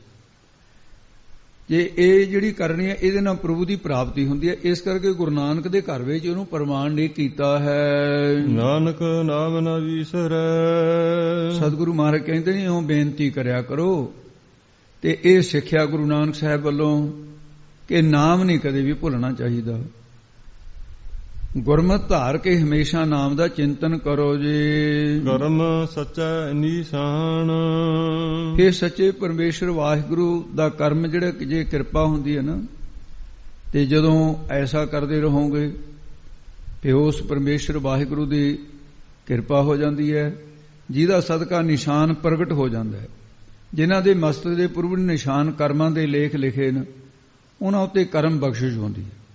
ਕਰਮ ਗੁਰਾਂ ਦੀ ਕਿਰਪਾ ਦੁਆਰਾ ਉਹਨਾਂ ਨੂੰ ਸੱਚ ਦੀ ਨਿਸ਼ਾਨੀ ਦੇ ਚਿੰਨ੍ਹ, ਸਰੂਪ, ਲੱਖਣ ਇਹ ਪ੍ਰਾਪਤ ਹੋ ਜਾਂਦੇ ਹਨ। ਜੇ ਸ੍ਰੀ ਰਾਗ ਮਹੱਲਾ ਪਹਿਲਾ। ਸ੍ਰੀ ਰਾਗ ਦੇ ਅੰਦਰ ਹੁਣ ਗੁਰੂ ਨਾਨਕ ਸਾਹਿਬ ਸੱਚੇ ਪਰਮੇਸ਼ਰ ਵਾਹਿਗੁਰੂ ਦਾ, ਪ੍ਰਭੂ ਦਾ, ਉਹ ਸੱਚੇ ਪ੍ਰੇਮ ਦਾ ਉਪਦੇਸ਼ ਦੇਣਗੇ ਹੁਣ ਇਹ ਸ਼ਬਦ ਦੇ ਵਿੱਚ। ਹਾਂਜੀ, ਇੱਕ ਤਿਲ ਪਿਆਰਾ ਈਸ਼ਰ। ਕਹਿੰਦੇ ਜੇ ਇੱਕ ਤਿਲ ਮਾਤਰ, ਤਿਲ ਸਭ ਤੋਂ ਛੋਟਾ ਹੋਣ ਕਰਕੇ ਉਹਦਾ ਪ੍ਰਮਾਣ ਦਿੱਤਾ ਹੈ। ਤਿਲ ਮਾਤਰ ਥੋੜੇ ਸਮੇਂ ਦਾ ਮਤਲਬ ਅਲਪ ਕਾਲ, ਥੋੜੇ ਸਮੇਂ ਵਾਸਤੇ ਵੀ ਪਿਆਰਾ ਪ੍ਰਭੂ ਵਾਹਿਗੁਰੂ ਭੁੱਲ ਜਾਵੇ ਤਾਂ ਕਹਿੰਦੇ ਉਸ ਵੇਲੇ ਇਹ ਮਨ ਦੇ 'ਚ ਭਾਵ ਹੋਣਾ ਚਾਹੀਦਾ ਹੈ, ਰੋਗ ਵੱਡਾ ਮਨ ਆਹੇ। ਪਰਮਾਤਮਾ ਦਾ ਨਾਮ ਭੁੱਲਣ ਦੀ ਦੇਰ ਹੈ, ਵੱਡਾ ਰੋਗ ਆ ਕੇ ਚਿੰਬੜਦਾ। ਫਿਰ ਵੱਡਾ ਰੋਗ ਹੈ ਹਉਮੈ ਦੀਰਘ ਰੋਗ ਹੈ, ਹਉਮੈ ਦਾ ਰੋਗ, ਜਾਂ ਫਿਰ ਤ੍ਰਿਸ਼ਨਾ, ਤ੍ਰਿਸ਼ਨਾ ਵੀ ਇੱਕ ਰੋਗ ਹੈ, ਤੇ ਸ਼ੋਕ ਹੈ, ਇਹ ਪੈਦਾ ਹੋ ਜਾਂਦਾ ਹੈ, ਇਹ ਵੀ ਵੱਡਾ ਰੋਗ ਹੈ। ਸਰੀਰ ਦਾ ਵੱਡਾ ਰੋਗ ਕੋੜ ਹੈ, ਮਨ ਦੇ ਵੱਡੇ ਵੱਡੇ ਰੋਗ ਹਨ, ਤਨ ਦੇ ਵੱਡੇ ਵੱਡੇ ਰੋਗ ਹਨ, ਤੇ ਹਉਮੈ, ਤ੍ਰਿਸ਼ਨਾ, ਸ਼ੋਕ ਆਦਿ ਇਹ ਰੋਗ ਲੱਗਦੇ ਆ ਨਾਮ ਨੂੰ ਭੁੱਲ ਕੇ। ਨਾਮ ਜਪਦੇ ਰਹਾਂਗੇ, ਇਹਨਾਂ ਰੋਗਾਂ ਤੋਂ ਬਚਾਂਗੇ, ਮਨ ਸ਼ਾਂਤ ਰਹਿੰਦਾ ਹੈ। ਕਿਉ ਦਰਗਹ ਪਦ ਪਾਈਐ, ਵਾਹਿਗੁਰੂ ਦੇ ਦਰਗਾਹ ਨਾਮ ਦਰਬਾਰ ਦਾ, ਉਹਦੇ ਵਿੱਚ ਜਾ ਕੇ ਕਿਉਂ ਕਿਵੇਂ ਪਤ ਇੱਜ਼ਤ ਪਾਵਾਂਗੇ ਜੇ ਨਾਮ ਨਹੀਂ ਜਪਿਆ? ਫਿਰ ਪ੍ਰਤਿਸ਼ਠਾ ਨਹੀਂ ਹੋਏਗੀ। ਜਾ ਹਰਿ ਨ ਵਸੈ ਮਨ ਵਾਹੇ, ਜੇਕਰ ਹਰੀ ਪਰਮੇਸ਼ਰ ਵਾਹਿਗੁਰੂ ਮਨ ਦੇ ਵਿੱਚ ਨਹੀਂ ਵਸਾਇਆ, ਮਨ ਦੇ ਵਿੱਚ ਤਾਂ ਸੰਸਾਰ ਵਸਿਆ ਹੋਇਆ, ਮਨ ਦੇ ਵਿੱਚ ਨਿੰਦਿਆ ਵਸੀ ਹੈ, ਕਾਮ ਕ੍ਰੋਧ ਵਸੇ ਹੋਏ ਨੇ, ਇਹ ਤਾਲਮੇਲ ਨਹੀਂ ਬੈਠਦਾ। ਫਿਰ ਜਦੋਂ ਨਾਮ ਕਿੱਥੇ ਵਸੇ ਉੱਥੇ ਵਸਣਾ, ਜਿੱਥੇ ਪਹਿਲਾਂ ਵਸੋਂ ਹੋਵੇ, ਉਹ ਦੂਸਰੀ ਵਸੋਂ ਹੋਣ ਵਾਸਤੇ ਬੜੀ ਦਿੱਕਤ ਹੁੰਦੀ ਹੈ, ਉਹ ਕਬਜ਼ਾ ਨਹੀਂ ਛੱਡਦੇ ਜਿਹੜੇ ਪਹਿਲਾਂ ਹਨ। ਅਗਿਆਨ ਕਾਮ ਕ੍ਰੋਧ ਦੇ ਸਮੇਤ ਇਹ ਕਬਜ਼ਾ ਨਹੀਂ ਛੱਡਦਾ, ਇਹ ਨਾਮ ਨਹੀਂ ਵਸਦਾ। ਪ੍ਰਭੂ ਦੇ ਸਿਮਰਨ ਤੋਂ ਬਿਨਾਂ ਲੋਕ ਪ੍ਰਲਯ 'ਚ ਫਿਰ ਦੁੱਖ ਹੀ ਭੋਗਣੇ ਪੈਂਦੇ ਹਨ। ਜੇ ਗੁਰ ਮਿਲਿਆ ਸੁਖ ਪਾਈਐ, ਸਤਿਗੁਰੂ ਦੇ ਮਿਲਿਆ ਮਿਲਣ ਦੇ ਨਾਲ ਸੁਖ ਸਰੂਪ ਵਾਹਿਗੁਰੂ ਪਾਈਐ, ਪ੍ਰਾਪਤ ਹੋ ਜਾਂਦਾ ਹੈ। ਤੇ ਅਗਲੇ ਪਦ 'ਚ ਮਾਹੇ ਸ਼ਬਦ ਹੈ, ਇਹਨੂੰ ਇੱਧਰ ਲੈ ਕਰਕੇ ਹਿਰਦੇ ਮਾਹੇ ਵਿੱਚ ਸੁਭ ਗੁਣ ਪ੍ਰਗਟ ਹੋ ਜਾਂਦੇ ਨੇ। ਤੇ ਫਿਰ ਅਗਨ ਮਰੈ ਗੁਣ ਵਾਹੇ, ਤੇ ਜਦੋਂ ਇਹ ਗੁਣ ਹਿਰਦੇ ਵਿੱਚ ਪ੍ਰਗਟ ਹੋ ਗਏ ਤਾਂ ਤ੍ਰਿਸ਼ਨਾ ਰੂਪੀ ਅੱਗ ਉਹ ਮਰ ਜਾਂਦੀ ਹੈ, ਮਰੈ। ਤੇ ਅੱਗ ਦਾ ਮਰਨਾ ਕੀ ਆ? ਅੱਗ ਦਾ ਬੁਝ ਜਾਣਾ। ਜੇ ਗੁਣ ਰੂਪ ਪਾਣੀ ਹਿਰਦੇ ਵਿੱਚ ਪ੍ਰਾਪਤ ਹੋ ਜਾਣ, ਭਾਵ ਜੇ ਪ੍ਰਭੂ ਦੇ ਸ਼ੁਭ ਗੁਣਾ ਰੂਪੀ ਜਲ ਹਿਰਦੇ ਵਿੱਚ ਪ੍ਰਾਪਤ ਹੋ ਜਾਵੇ, ਤਾਂ ਤ੍ਰਿਸ਼ਨਾ ਦੀ ਅਗਨੀ, ਕ੍ਰੋਧ ਦੀ ਅਗਨੀ, ਕਾਲ ਦੀ ਅਗਨੀ, ਚਿੰਤਾ ਦੀ ਅਗਨੀ, ਇਹ ਸਤਾਉਂਦੀਆਂ ਨੇ, ਫਿਰ ਸ਼ਾਂਤ ਹੋ ਜਾਂਦੀਆਂ। ਇਸ ਕਰਕੇ ਜੇ ਸ਼ਾਂਤੀ ਰੂਪੀ ਗੁਣ ਹੋਣ ਤਾਂ ਤ੍ਰਿਸ਼ਨਾ ਕ੍ਰੋਧ ਅਗਨੀ ਮਰ ਜਾਂਦੀ ਹੈ। ਜੇ ਪਰਮੇਸ਼ਰ ਵਾਹਿਗੁਰੂ ਪਰਮੇਸ਼ਰ ਪ੍ਰਤੀ ਸ਼ਰਧਾ ਤੇ ਪਿਆਰ ਆਦਿਕ ਗੁਣ ਪੈਦਾ ਹੋ ਜਾਣ ਤਾਂ ਫਿਰ ਕਾਲ ਦੀ ਅਗਨੀ ਵੀ ਮਰ ਜਾਂਦੀ ਹੈ। ਉਹ ਵੀ ਅੱਗ ਹੈ ਜਿਹੜੀ ਦੋਜਕਾਂ ਦੀ ਅੱਗ ਹੈ, ਉਹ ਨਹੀਂ ਫਿਰ ਸਤਾਉਂਦੀ ਹੈ। ਮਨ ਰੇ ਅਹਨਸ ਹਰ ਗੁਣ ਸਾਰ, ਹੇ ਮਨ, ਦੇਖੋ ਕਿੰਨੀ ਸਿੱਖਿਆ ਸੁੰਦਰ। ਅਹਨਸ ਰਾਤ ਦਿਨ ਕਰਕੇ, ਮਨ ਰੇ ਅਹਨਸ ਹਰ ਗੁਣ ਸਾਰ, ਉਹ ਦਿਨ ਰਾਤ ਪ੍ਰਭੂ ਦੇ ਗੁਣਾਂ ਦੀ ਸਾਰ ਸ੍ਰੇਸ਼ਟ ਜਿਹੜੇ ਉਹਨਾਂ ਗੁਣਾਂ ਦੀ ਸੰਭਾਲ ਕਰ ਤੂੰ। ਭਾਵ ਕੀ ਹੈ? ਹਰ ਵਕਤ ਉਹਦੇ ਗੁਣਾਂ ਨੂੰ ਯਾਦ ਕਰ, ਚੇਤੇ ਕਰ ਵਾਹਿਗੁਰੂ ਦੇ ਗੁਣਾਂ ਨੂੰ। ਜਿਨ ਖਿਨ ਪਲ ਨਾਮ ਨ ਈਸਰੈ, ਜਿਨ੍ਹਾਂ ਨੂੰ ਇੱਕ ਖਿਨ ਜਿੰਨਾ ਸਮਾਂ ਵੀ ਜਾਂ ਪਲ ਜਿੰਨਾ ਸਮਾਂ ਵੀ ਵਾਹਿਗੁਰੂ ਦਾ ਨਾਮ ਵਿਸਰੇ, ਭੁੱਲਦਾ ਨਹੀਂ ਹੈ। ਇੱਕ ਵਾਰੀ ਘੱਟ ਸ਼ਬਦ ਕਹਿ ਦਈਏ, 2 ਖਿਨ ਬਤੀਤ ਹੋ ਜਾਂਦੇ ਨੇ, ਬਹੁਤ ਘੱਟ ਸਮੇਂ ਦਾ ਨਾਮ ਹੈ। ਕਹਿੰਦੇ ਇੱਕ ਖਿਨ ਜਾਂ ਪਲ ਜਿੰਨਾ ਸਮਾਂ ਵੀ ਵਾਹਿਗੁਰੂ ਦਾ ਨਾਮ ਜਿਹੜਾ ਘੱਟ ਤੋਂ ਘੱਟ ਸਮੇਂ ਜਿਹੜੇ ਨੇ ਉਹ ਚੁੱਕ ਹੁੰਦਾ ਸਮਾਂ, ਬਿੰਦ ਬਿੰਦ ਚੁੱਕ ਹੋਏ। ਸਮੇਂ ਦੀ ਗਿਣਤੀ ਕਈ ਵਾਰੀ ਆਈ ਹੈ ਪਿੱਛੇ, ਅੱਗੇ ਫਿਰ ਆ ਜਾਏਗੀ। ਗੁਰੂ ਕਿਰਪਾ ਕਰੇ, ਯਾਨੀ ਘੱਟ ਤੋਂ ਘੱਟ ਸਮਾਂ ਉਹਦੇ ਵਿੱਚ ਵੀ ਵਾਹਿਗੁਰੂ ਭੁੱਲੇ ਨਾ। ਇਹ ਕਹਿੰਦੇ ਜਿਨ੍ਹਾਂ ਨੂੰ ਨਹੀਂ ਭੁੱਲਦਾ ਫਿਰ ਉਹਨਾਂ ਦੀ ਗਿਣਤੀ ਬਹੁਤੀ ਨਹੀਂ ਹੈ। ਤੇ ਜਨ ਬਿਰਲੇ ਸੰਸਾਰ, ਉਹ ਜਨ ਸੰਸਾਰ ਦੇ ਵਿੱਚ ਬਿਰਲੇ ਕੀ ਹੈ? ਟਾਵੇਂ ਟਾਵੇਂ ਨਾ, ਸਿੱਧੇ ਸਿੱਧੇ ਨੇ, ਕਿਤੇ ਬਹੁਤੇ ਬਿਰਲ ਹੁੰਦਾ ਬਿੱਥ ਦਾ। ਸੰਸਾਰ ਦੇ ਵਿੱਚ ਭੀੜ ਭੜਕਾ, ਪਰ ਉਹਨਾਂ ਦੀ ਬਿੱਥ ਤਾਂ ਕਿ ਵੀ ਕੋਈ ਨਾ, ਕਰੋੜਾਂ 'ਚ ਕੋਈ ਹੈ। ਕੋਟਨ ਮੈਂ ਨਾਨਕ ਕੋ ਨਾਰਾਇਣ ਜੈ ਚੀਤ, ਉਹ ਬਿਰਲੇ। ਜਾਂ ਵੇ ਰਲੇ, ਬੇਨਾਮ ਰਹਿਦਾ ਰਲੇ, ਰਲਣ ਤੋਂ, ਸੰਸਾਰ ਦੇ ਮਨਮੁਖਾਂ ਤੋਂ ਰਲਣ ਤੋਂ ਰਹਿਤ ਹੋ ਗਏ। ਤੇ ਸੂਰਜ ਵਾਂਗ ਚਮਕੀਲੇ ਜੀਵਨ ਵਾਲੇ ਨਾ, ਉਹਨਾਂ ਦਾ ਪ੍ਰਤਾਪ ਜਿਹੜਾ ਹੈ ਦੁਨੀਆ ਦੇ ਵਿੱਚ ਰਲਦਾ ਨਹੀਂ ਹੈ। ਉਹ ਇਸ ਪ੍ਰਕਾਰ ਫਿਰ ਕਥਨ ਕਰਦੇ ਹਨ ਜੇ ਰਹਾਉ, ਅਸਥਾਈ ਦੇ ਕੇ ਫਰਮਾਨ ਕਰਦੇ ਨੇ ਜੀ, ਜੋਤੀ ਜੋਤ ਮਿਲਾਈ ਹੈ। ਤੇ ਸਾਰੀ ਪੰਕਤੀ ਪੜੋ ਜੀ। ਇਹ ਜੋਤੀ ਜੋਤ ਮਿਲਾਈ ਹੈ, ਸੁਰਤੀ ਸੁਰਤ ਸੰਜੋਗ। ਇਹ ਥੋੜਾ ਜਿਹਾ ਅਨਵੇਂ ਰੀਤ ਹੈ ਇਹਦੇ 'ਚ, ਤਾਂ ਪੜਾਈ ਹੈ ਪੰਕਤੀ, ਨਹੀਂ ਤਾਂ ਅੱਧੀ ਦੀ ਪੰਕਤੀ ਦੇ ਅਰਥ ਸੋਹਣੇ ਹੁੰਦੇ ਆ। ਜਦੋਂ ਸੁਰਤੀ ਬਿਰਤੀ ਦਾ ਨਾਮ ਹੈ, ਗੁਰੂ ਸਾਹਿਬ ਦੇ ਨਾਲ ਸੋਝਮਾ ਰਤ, ਸ੍ਰੇਸ਼ਟ ਰਤ, ਪ੍ਰੇਮ ਦੇ ਸੰਜੋਗ ਵਾਲੀ ਬਣ ਜਾਵੇ, ਉਦੋਂ ਫਿਰ ਜੋਤੀ ਅਦਵੈਤ ਸਰੂਪ ਪਰਮੇਸ਼ਰ ਆਪਣੇ ਵਿੱਚ ਜੀਵ ਦੀ ਪ੍ਰਤੱਖ ਜੋਤ ਨੂੰ ਮਿਲਾ ਲੈਂਦਾ ਹੈ। ਜੋ ਸੂਰਜ ਚੰਦਰਮਾ ਆਦਿ ਖਟ ਜੋਤੀਆਂ ਨੇ, ਉਹਨਾਂ ਦੀ ਜੋਤ ਵਿੱਚ ਵੀ ਉਹ ਪ੍ਰਭੂ ਦੀ ਜੋਤ ਹੀ ਵਿਆਪਕ ਹੈ ਨਾ। ਸਭ ਮੈਂ ਜੋਤ ਜੋਤ ਹੈ ਸੋਏ। ਸੁਰਤੀ ਜੋ ਗੁਰੂ ਸਾਹਿਬ ਜੀ ਜੋ ਗਿਆਤਾ ਨੇ, ਸੁਰਤੀ ਦਾ ਅਰਥ ਇਹ ਲੈਣਾ, ਇਹਨਾਂ ਵਿੱਚ ਸੁਰਤ ਜੇਕਰ ਗਿਆਤ ਹੋ ਜਾਵੇ, ਭਾਵ ਚਿੱਤ ਦਾ ਸੰਜੋਗ ਬਣ ਜਾਵੇ ਗੁਰੂ ਦੇ ਨਾਲ, ਤਾਂ ਜੀਵ ਈਸ਼ ਦੀ ਏਕਤਾ ਦਾ, ਅਭੇਦਤਾ ਦਾ ਗਿਆਨ ਗੁਰੂ ਜੀ ਕਰਾ ਦਿੰਦੇ ਹਨ। ਐਸਾ ਮੈਂ ਗਤ ਗਏ। ਤੇ ਫਿਰ ਉਹ ਪੁਰਸ਼ ਹਿੰਸਾ, ਜੀਵੀ ਹਿੰਸਾ ਕਰਨੀ, ਬੱਕਰੇ ਮੁਰਗੇ ਤਿੱਤਰ ਮੱਛੀਆਂ ਬਟੇਰੇ ਮਾਰ ਕੇ ਖਾਣਾ ਜੀਵ ਦੇ ਸਵਾਦ ਵਾਸਤੇ, ਆਦ ਜੀਵ ਮਾਰ ਕੇ ਖਾਣੇ, ਅਤੇ ਫਿਰ ਜਿਹੜੀ ਹਉਮੈ ਹੰਗਤਾ ਆਦ, ਇਹ ਸਾਰੇ ਔਗਣ ਗਤ ਗਏ, ਨਾਸ ਹੋ ਗਏ। ਭਾਵ ਇਹ ਸਾਰੇ ਔਗਣ ਦੂਰ ਹੋ ਜਾਂਦੇ ਹਨ। ਨਾਹੀ ਸਹਿਸਾ ਸੋਗ। ਜਦੋਂ ਔਗਣੇ ਦੂਰ ਹੋ ਗਏ, ਸੰਸਾ ਕਾਹਦਾ ਰਹਿ ਗਿਆ? ਫਿਰ ਕਿਹੜਾ ਨਰਕਾਂ 'ਚ ਕੋਈ ਸਜ਼ਾ ਮਿਲਣੀ ਹੈ? ਸੰਸਾ ਨਹੀਂ ਫੁਰਦਾ। ਫਿਰ ਵਿਛੋੜੇ ਆਦ ਤੋਂ ਉਤਪੰਨ ਹੋਣ ਵਾਲਾ ਜਿਹੜਾ ਸ਼ੋਗ ਹੈ, ਗਮ ਹੈ, ਵਿਛੋੜੇ ਦਾ, ਸੰਬੰਧੀਆਂ ਦਾ, ਧਨ ਦਾ ਜਾਂ ਕਿਸੇ ਹੋਰ, ਉਹ ਵਿਆਪਦਾ ਨਹੀਂ ਹੈ। ਗੁਰਮੁਖ ਜਿਸ ਹਰ ਮਨ ਵਸੈ। ਇਹ ਦਾਤ, ਇਹ ਸਭ ਦਾਤਾ ਉਸ ਪ੍ਰਭੂ ਪਰਮੇਸ਼ਰ ਜਿਹੜਾ ਨਾ, ਇਹ ਦਾਤ ਵਾਹਿਗੁਰੂ ਕਿਹਨੂੰ ਦਿੰਦਾ ਹੈ? ਇਹ ਸਭ ਦਾਤਾਂ ਉਸ ਨੂੰ ਪ੍ਰਾਪਤ ਹੁੰਦੀਆਂ ਨਾ। ਤੇ ਜਿਸ ਨੂੰ ਮੁਖੀ ਗੁਰੂ ਸਾਹਿਬ ਦੇ ਜਾਂ ਗੁਰਮੁਖਾਂ ਦੇ ਮਨ ਹਿਰਦੇ ਵਿੱਚ ਗੁਰਾਂ ਦਾ ਸ਼ਬਦ ਜਿਹੜਾ ਹੈ, ਤੇ ਉਹਨਾਂ ਦਾ ਮਨ ਦੇ ਵਿੱਚ ਬਸ ਜਾਵੇ, ਸ਼ਬਦ ਨਾਮ ਦਿੱਤਾ ਹੋਇਆ ਗੁਰੂ ਦਾ ਬਸ ਜਾਵੇ। ਤਿਸ ਵੇਲੇ ਗੁਰ ਸੰਜੋਗ। ਤਿਸ ਉਸ ਨੂੰ ਸਤਿਗੁਰਾਂ ਦੇ ਸ਼ਬਦ ਦਾ ਸੰਜੋਗ ਦਾ ਅਰਥ ਹੈ ਮਿਲਾਪ ਹੋਣਾ। ਸ਼ਬਦ ਦਾ ਵਾਹਿਗੁਰੂ ਮੰਤਰ ਦਾ ਮਿਲਾਪ ਹੋ ਗਿਆ, ਮੂਲ ਮੰਤਰ ਦਾ ਮਿਲਾਪ ਹੋ ਗਿਆ, ਗੁਰਬਾਣੀ ਦੇ ਸ਼ਬਦਾਂ ਦਾ ਮਿਲਾਪ ਹੋ ਗਿਆ, ਆਪਣੇ ਨਾਲ ਮੇਲ ਲੈਂਦਾ। ਗੁਰ ਚੇਤਨ ਆਪਣਾ ਸੰਜੋਗੀ ਚੇਤਨ ਭਾਵ ਆਪਣੀ ਜੋਤ ਜਾਣ ਕੇ ਆਪਣੇ ਵਿੱਚ ਮੇਲ ਲੈਂਦਾ। ਆਪਣੀ ਜੋਤ ਹੈ ਵਾਹਿਗੁਰੂ ਦੀ, ਉਹ ਪ੍ਰਤੱਖ ਜੋਤ ਕਹਿੰਦੇ ਨੇ, ਜਿਹੜੀ ਵੱਖਰੇ ਵੱਖਰੇ ਸਰੀਰਾਂ 'ਚ, ਸਰੀਰ ਵੱਖਰਾ ਹੋਣ ਕਰਕੇ ਪ੍ਰਤੱਖ ਜੋਤ ਹੈ, ਉਹ ਅਦਵੈ ਆਨੰਦ ਸਰੂਪ ਦੇ ਵਿੱਚ ਮਿਲਾ ਲੈਂਦਾ। ਕਾਇਆ ਕਾਮਣ ਜੇ ਕਰੀ। ਜੇ ਕਰ ਕਾਇਆ ਨਾਮ ਬੁੱਧੀ ਦਾ, ਜੋ ਬੁੱਧੀ ਹੈ, ਇਸ ਨੂੰ ਕਾਮਣ ਇਸਤਰੀ ਰੂਪ ਦੇ ਵਿੱਚ ਉਪਦੇਸ਼ ਦਿੱਤਾ ਹੈ। ਇਸਤਰੀ ਰੂਪ ਤੇ ਪਰਮੇਸ਼ਰ ਰੂਪੀ ਪਤੀ ਦੀ ਪ੍ਰਾਪਤੀ ਵਾਲੀ ਚਾਹਵਾਨ ਹੋ ਜਾਵੇ, ਜਿਹੜੀ ਵੀ ਮੈਂ ਵਾਹਿਗੁਰੂ ਨੂੰ ਮਿਲਣਾ, ਤੇ ਇਸ ਤਰ੍ਹਾਂ ਦੀ ਚਾਹਵਾਨ ਰੂਪੀ ਇਹਨੂੰ ਕਰ ਲਈਏ ਬੁੱਧੀ ਨੂੰ, ਤੇ ਬੁੱਧ ਰੂਪੀ ਇਸਤਰੀ ਨੂੰ ਸ਼ੁਭ ਗੁਣਾ ਸਹਿਤ ਪਰਮੇਸ਼ਰ ਰੂਪੀ ਪਤੀ ਦੀ ਪ੍ਰਾਪਤੀ ਵਾਲੀ ਅਧਿਕਾਰੀ ਬਣਾ ਲਈਏ, ਤਾਂ ਫਿਰ ਕੀ ਹੋਏਗਾ? ਦੱਸਦੇ ਨੇ, ਭੋਗੇ ਭੋਗਣਹਾਰ। ਭੋਗਣ ਵਾਲੇ ਸਾਖੀ ਚੇਤਨ ਵਾਹਿਗੁਰੂ ਦੇ ਆਨੰਦ ਨੂੰ ਭੋਗੇ ਭੋਗਦੀ ਹੈ। ਫਿਰ ਇਹ ਜੀਵਾਤਮਾ, ਉਹ ਸਾਖੀ ਚੇਤਨ ਬੁੱਧ ਰੂਪੀ ਇਸਤਰੀ ਨੂੰ ਅਭਾਸ਼ ਬਿਰਤੀ ਭੋਗੇ ਭੋਗਦੀ ਹੈ। ਇਸ ਸਿਓ ਨੇਹੋ ਨਾ ਕੀਜੇ। ਦੇਖੋ ਕਿੱਡਾ ਸੁੰਦਰ ਉਪਦੇਸ਼ ਮਹਾਰਾਜ ਕਹਿੰਦੇ ਨੇ, ਹੇ ਜੀਵ, ਭਾਈ ਉਹਨਾਂ ਪਦਾਰਥਾਂ ਦੇ ਸਿਉ ਨਾਲ, ਉਹਨਾਂ ਸੰਬੰਧੀਆਂ ਦੇ ਸਿਉ ਨਾਲ ਪ੍ਰੇਮ ਨਹੀਂ ਕਰਨਾ ਚਾਹੀਦਾ, ਬਹੁਤਾ ਮੋਹ ਨਹੀਂ ਕਰਨਾ ਚਾਹੀਦਾ ਹੈ। ਜੋ ਦਿਸੈ ਚੱਲਣਹਾਰ। ਜਾਂ ਤੈਨੂੰ ਪਤਾ ਵੀ ਚੱਲਣਹਾਰ ਨ, ਨਾਸਮੰਤ ਨ, ਦਿਸੈ ਦਿਸ ਰਹੇ ਨ, ਕਈਆਂ ਦੀਆਂ ਅਰਥੀਆਂ ਤੂੰ ਦੇਖ ਲਈਆਂ ਨ, ਇੱਕ ਦਿਨ ਤੇਰੀ ਵੀ ਤਾਂ ਜਾਊਗੀ। ਫਿਰ ਇਹ ਸਰੀਰ ਵੀ ਜਿਹੜਾ ਨਾਸਵਾਨ ਹੈ, ਇਹਦੇ ਨਾਲ ਵੀ ਬਹੁਤਾ ਨੇਹ ਨਾ ਕਰ। ਪ੍ਰਾਣ, ਪਦਾਰਥ, ਸੰਬੰਧੀ, ਇਹ ਸਾਰਾ ਕੁਛ ਹੈ, ਇਹਦੇ ਨਾਲ ਤੂੰ ਮੋਹ ਕਰਦਾ, ਪਰ ਇਹ ਤਾਂ ਸਾਰੇ ਨਾਸਵਾਨ ਹੈ, ਕੋਈ ਹੈ ਨਹੀਂ ਇੱਥੇ ਰਹਿਣ ਵਾਲਾ।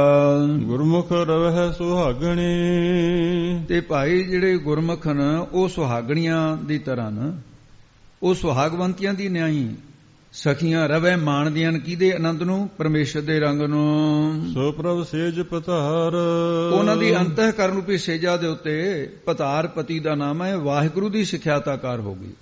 ਸੋ ਉਹ ਪ੍ਰਭੂ ਪਰਮੇਸ਼ਰ ਪਤਾਰ ਪਤੀ ਦੇ ਸਿਖਿਆਤਾ ਦੇ ਆਨੰਦ ਨੂੰ ਅੰਤःਕਰਨ ਰੂਪੀ ਸੇਜਾ ਦੇ ਉੱਤੇ ਗੁਰਮੁਖੀ ਸੁਹਾਗਣੀਆਂ ਸੁਹਾਗਵੰਤੀਆਂ ਮਾਣਦੀਆਂ ਹਨ। ਜੇ ਚਾਰੇ ਅਗਨ ਨਿਵਾਰ ਮਰ।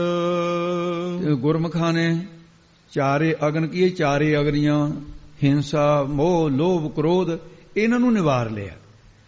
ਤੇ ਗੁਰਬਾਣੀ ਚ ਅੱਗੇ ਚੱਲ ਕੇ ਸ਼ਬਦ ਆਏਗਾ, ਹੰਸ ਹੇਤ ਲੋਭ ਕੋਪ ਚਾਰੇ ਨਦੀਆਂ ਅੱਗ, ਪਵਹਿ ਦੱਜੈ ਨਾਨਕਾ ਤਰੀਆ ਕਰਮੀ ਲਗ।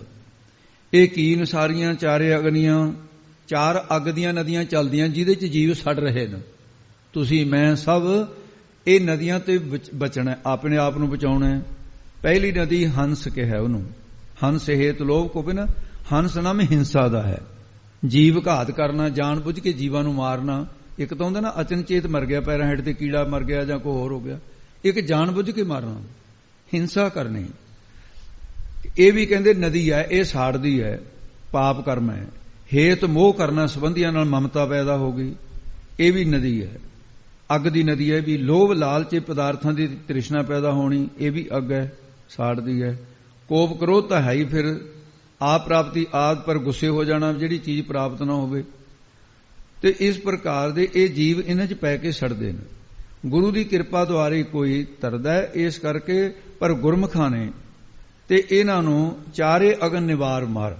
ਉਹਨਾਂ ਨੇ ਕਿਸ ਤਰ੍ਹਾਂ ਇਹਨਾਂ ਨੂੰ ਨਿਵਾਰਨ ਕੀਤਾ ਹੈ? ਉਹ ਜੀਵ ਭਾਵ ਤੋਂ ਆਪਣੇ ਆਪ ਨੂੰ ਮਾਰ ਲਿਆ। ਇਸ ਕਰਕੇ ਫਿਰ ਇਹਨਾਂ ਅਗਨੀਆਂ ਤੇ ਗੁਰਮੁਖਾਂ ਨੇ ਇਹਨਾਂ ਨੂੰ ਨਿਵਾਰਨ ਕਰ ਲਿਆ ਹੈ। ਗੁਰਮੁਖ ਹਰ ਜਲ ਪਾਏ। ਅੱਗ ਦੇ ਉੱਤੇ ਪਾਣੀ ਪਾ ਦਈਏ, ਅੱਗ ਬੁਝ ਜਾਂਦੀ ਹੈ। ਹਾਂ, ਇੱਕ ਨਿਯਮ ਜ਼ਰੂਰ ਹੈ, ਜੇ ਪਾਣੀ ਥੋੜਾ ਹੋਵੇ ਤਾਂ ਅੱਗ ਦੇ ਵਿੱਚ ਪਾਣੀ ਮੱਚ ਜਾਂਦਾ ਹੈ। ਜੇ ਅੱਗ ਜ਼ਿਆਦਾ ਹੋਵੇ ਪਾਣੀ ਮੱਚ ਜਾਂਦਾ, ਜੇ ਪਾਣੀ ਜ਼ਿਆਦਾ ਹੋਵੇ ਤਾਂ ਅੱਗ ਬੁਝ ਜਾਂਦੀ ਹੈ। ਜੇ ਤਾਂ ਨਾਮ ਥੋੜਾ ਜਪਦਾ, ਪਦਾਰਥ ਬਾਲੇ ਖਾ ਰਿਹਾ, ਵਿਸ਼ੇ ਵਿਕਾਰ ਜ਼ਿਆਦਾ ਭੋਗਦਾ ਹੈ, ਅੱਗ ਥੋੜੀ ਹੈ, ਫੇਰ ਤਾਂ ਉਹ ਅੱਗ ਸਾੜੂਗੀ ਇਹਨੂੰ। ਜੇ ਨਾਮ ਦਾ ਜਲ ਬਹੁਤਾ ਹੈ ਤਾਂ ਫਿਰ ਉਹ ਅੱਗ ਨੇ ਇਹ ਚਾਰੇ ਕਿਸਮ ਦੀ ਅੱਗ ਨੂੰ ਬੁਝਾ ਕੇ ਰੱਖ ਦਿੰਦਾ ਹੈ। ਗੁਰਮੁਖਾਂ ਨੇ ਹਰੀ ਪਰਮੇਸ਼ਰ ਦੇ ਨਾਮ ਰੂਪੀ ਜਲ ਨੂੰ ਬਹੁਤ ਹੀ ਹਰ ਵਕਤ ਸਾਸ ਗਰਾਸ ਜਪਦੇ ਹੈ। ਪਾ ਕਰਕੇ ਨਾਮ ਰੂਪੀ ਜਲ ਦੁਆਰਾ ਗੁਰਮੁਖਾਂ ਨੇ ਇਹਨਾਂ ਚਾਰੇ ਅਗਨੀਆਂ ਨੂੰ ਬੁਝਾ ਦਿੱਤਾ ਹੈ ਜੀ। ਅੰਤਰ ਕਮਲ ਪ੍ਰਗਾਸਿਆ। ਤੇ ਗੁਰਮੁਖਾਂ ਦੇ ਹਿਰਦੇ ਰੂਪੀ ਕਮਲ ਵਿੱਚ ਬ੍ਰਹਮ ਗਿਆਨ ਦਾ ਪ੍ਰਕਾਸ਼ ਹੋ ਗਿਆ। ਤੇ ਜੋ ਐਸਾ ਹੈ ਬ੍ਰਹਮਾਨੰਦ ਕੈਸਾ ਦੱਸਦੇ ਨੇ, ਅੰਮ੍ਰਿਤ ਭਰਿਆ ਅਗਾਏ। ਜੋ ਬ੍ਰਹਮਾਨੰਦ ਰੂਪੀ ਅੰਮ੍ਰਿਤ ਨਾਲ ਭਰਿਆ ਹੋਇਆ, ਉਹ ਗੁਰਮੁਖਾਂ ਦੇ ਉਸ ਨੂੰ ਪੀ ਕੇ ਅਗਾਏ ਨਾਮ ਤ੍ਰਿਪਤ ਹੋਣ ਦਾ, ਰੱਜਣ ਦਾ, ਰੱਜ ਜਾਂਦੇ ਹਨ। ਨਾਨਕ ਸਤਿਗੁਰ ਮੀਤ ਕਰ। ਮਹਾਰਾਜ ਸਾਹਿਬ ਕਹਿੰਦੇ, ਹੇ ਗੁਰਸਿੱਖੋ, ਸਤਿਗੁਰਾਂ ਨੂੰ ਆਪਣਾ ਮਿੱਤਰ ਬਣਾਉਣਾ ਚਾਹੀਦਾ। ਜੇ ਸਤਿਗੁਰਾਂ ਨੇ ਮਿੱਤਰ ਬਣਾ ਲਿਆ, ਸੱਚ ਪਾਵਹਿ ਦਰਗਹ ਜਾਏ। ਫਿਰ ਦਰਗਾਹ ਵਿੱਚ ਜਾ ਕੇ ਸੱਚ ਸਤ ਸਰੂਪ ਕੌਣ ਹੈ? ਵਾਹਿਗੁਰੂ, ਉਹਨੂੰ ਪਾ ਲਵੇਂਗੇ। ਦਰਗਾਹ ਤੁਰੀਆ ਪਦ, ਉਹ ਜਗ੍ਹਾ ਦੇ ਵਿੱਚ ਤੁਰੀਆ ਪਦ ਰੂਪੀ ਜਾਏ, ਜਗ੍ਹਾ ਵਿੱਚ ਸੱਚ ਪਾਵੈ, ਸੱਚੇ ਸੁਖ ਨੂੰ ਪਾ ਲਓਗੇ। ਦਰਗਾਹ ਸਤਸੰਗਤ ਰੂਪੀ ਜਗ੍ਹਾ ਦੇ ਵਿੱਚ ਜਾ ਕੇ ਆਤਮ ਸੁਖ ਨੂੰ ਪ੍ਰਾਪਤ ਕਰ ਲਓਗੇ। ਆਹ ਜਿਹੜਾ ਸੁਖ ਹੈ ਕੋਈ ਪੈਸਿਆਂ ਨੂੰ ਨਹੀਂ ਲੱਭਣ ਵਾਲਾ, ਜਿਹੜਾ ਹੁਣ ਸੰਗਤ ਦੀ ਮਾਈ ਭਾਈ ਆਨੰਦ ਮਾਣ ਰਹੇ ਹੋ। ਤੇ ਗੁਰੂ ਕਿਰਪਾ ਕਰੇਗੀ। ਦੱਸਦੇ ਹਨ ਜੇ ਸ੍ਰੀ ਰਾਗ ਮਹੱਲਾ ਪਹਿਲਾ। ਸ੍ਰੀ ਰਾਗ ਦੇ ਅੰਦਰ ਅੱਗੇ ਗੁਰੂ ਨਾਨਕ ਸਾਹਿਬ ਜੀ ਦਾ ਸ਼ਬਦ ਹੈ ਜੀ। ਕਰਤਾਰਪੁਰ ਸਾਹਿਬ ਵੀ ਵਿਰਾਜਮਾਨ ਸਨ। ਸੰਗਤਾਂ ਵਿੱਚ ਇੱਕ ਸਿੱਖ ਨੇ ਬੇਨਤੀ ਕੀਤੀ, ਜੀ ਗਰੀਬ ਨਵਾਜ਼, ਆਪ ਕਿਰਪਾ ਕਰਕੇ ਦੱਸੋ ਅਗਿਆਨ ਕਿਵੇਂ ਮਿਟ ਸਕਦਾ ਹੈ, ਸੱਚੇ ਨਾਮ ਦਾ ਪ੍ਰਕਾਸ਼ ਕਿਵੇਂ ਹੋਵੇ, ਤੇ ਆਤਮਾ ਸੁਖ ਦੀ ਪ੍ਰਾਪਤੀ ਕਿਵੇਂ ਹੋਵੇ। ਆਤਮਿਕ ਸੁਖ ਨਹੀਂ ਹੈ ਸਾਨੂੰ, ਉਹਦੀ ਪ੍ਰਾਪਤੀ ਦੱਸੋ। ਉਸ ਸਮੇਂ ਸਤਿਗੁਰੂ ਨੇ ਪਾਵਨ ਸ਼ਬਦ ਉਚਾਰ ਕੇ ਦੱਸਿਆ ਹੈ, ਹਰ ਹਰ ਜਪੋ ਪਿਆਰਿਆ। ਇਹ ਪਿਆਰੇ ਗੁਰਸਿੱਖੋ, ਉਸ ਹਰ ਪ੍ਰਭੂ ਦੇ ਨਾਮ ਨੂੰ ਜਪੋ, ਜਪਣਾ ਕਰੋ, ਜਿਹੜਾ ਹਰੇਕ ਦੇ ਹਰ ਪ੍ਰਕਾਰ ਦੇ ਦੁੱਖਾਂ ਨੂੰ, ਸਾਰਿਆਂ ਨੂੰ, ਪਾਪਾਂ ਨੂੰ ਤੇ ਹਰ ਕੀ ਇਹ ਨਾਸ਼ ਕਰਨ ਵਾਲਾ। ਇੱਕ ਹਰ ਉਧਰ ਲੱਗ ਗਿਆ, ਇੱਕ ਉਧਰ ਗਿਆ, ਜਾਂ ਫਿਰ ਹਰ ਜੋ ਪ੍ਰਭੂ ਪਰਮੇਸ਼ਰ ਵਾਹਿਗੁਰੂ ਹੈ, ਤੂੰ ਪਦ ਦਾ ਲੱਖ ਅਰਥ ਰੂਪ ਹੈ। ਹਰ ਜੋ ਸਾਰਿਆਂ ਨੂੰ ਹਰਿਆਂ ਭਰਿਆਂ ਕਰਨ ਵਾਲਾ ਹੈ, ਸੋ ਕੀ ਹਰ ਜੋ ਸਾਰਿਆਂ ਹੀ ਭਰਮਾਂ ਨੂੰ ਦੂਰ ਕਰਨ ਵਾਲਾ ਹੈ। ਗੁਰਮਤਿ ਲੈ ਹਰ ਬੋਲ। ਤੇ ਕਿਸ ਪ੍ਰਕਾਰ ਜਪੀਏ ਜੀ? ਮਾਰੇ ਕਹਿੰਦੇ ਭਾਈ ਪਹਿਲਾਂ ਗੁਰਮਤਿ ਲਈਦੀ ਹੈ, ਗੁਰੂ ਦੀ ਮੱਤ ਸਿੱਖਿਆ ਲਈਦੀ ਹੈ। ਉਹ ਸਿੱਖਿਆ ਲੈ ਕੇ ਫਿਰ ਹਰ ਅਕਾਲ ਪੁਰਖ ਵਾਹਿਗੁਰੂ ਦੇ ਨਾਮ ਨੂੰ ਬੋਲਣਾ ਕਰ, ਭਾਵ ਜਪਣਾ ਕਰ। ਮਨ ਸੱਚ ਕਸਵੱਟੀ ਲਾਈ ਹੈ। ਇਸ ਮਨ ਨੂੰ ਸੱਚੇ ਨਾਮ ਦੀ ਕਸਵੱਟੀ ਤੇ ਲਾ ਕੇ ਪਰਖ ਕੇ ਵੇਖੀਏ ਕਿ ਕਿੰਨਾ ਕੁ ਸਿਮਰਨ ਕਰਦਾ ਮੈਂ। ਆਪਣੀ ਵਿਚਾਰ ਆਪ ਕਰੋ। ਮਨ ਨੂੰ ਸਰਾਵ ਰੂਪੀ ਸੱਚ ਸੱਤੇ ਸਤਿਗੁਰਾਂ ਦੀ ਕਸਵੱਟੀ ਜਾਂ ਸੱਚ ਸੱਚੀ ਭਗਤੀ ਰੂਪੀ ਕਸਵੱਟੀ ਲਾਈਏ, ਜੋ ਪਰਮਾਰਥ ਦਾ ਸੰਪੂਰਨ ਤੋਲ ਵਿਚਾਰ ਅੱਗੇ ਦੱਸਦੇ ਨੇ। ਤੁਲਿਆ ਪੂਰਾ ਤੋਲ। ਉਹ ਜਿਹੜਾ ਪਰਮਾਰਥ ਦਾ ਸੰਪੂਰਨ ਤੋਲ ਵਿਚਾਰ ਹੈ, ਉਹ ਸਭ ਪੂਰੇ ਤੁਲੀਏ, ਪੂਰੇ ਤੁਲੀਦਾ। ਗੁਰਮੁਖ ਤੁਲੇ ਨੇ ਵਿਚਾਰ ਰੂਪੀ ਤੋਲ ਬੱਟਿਆਂ ਨਾਲ ਤੁਲੀਦਾ। ਪਾਪ ਪੰਜੇ ਕਰਮ ਇੰਦਰੇ, ਪੰਜੇ ਗਿਆਨ ਇੰਦਰੇ, ਮਨ ਤੇ ਬੁੱਧ 12 ਹੋ ਗਏ।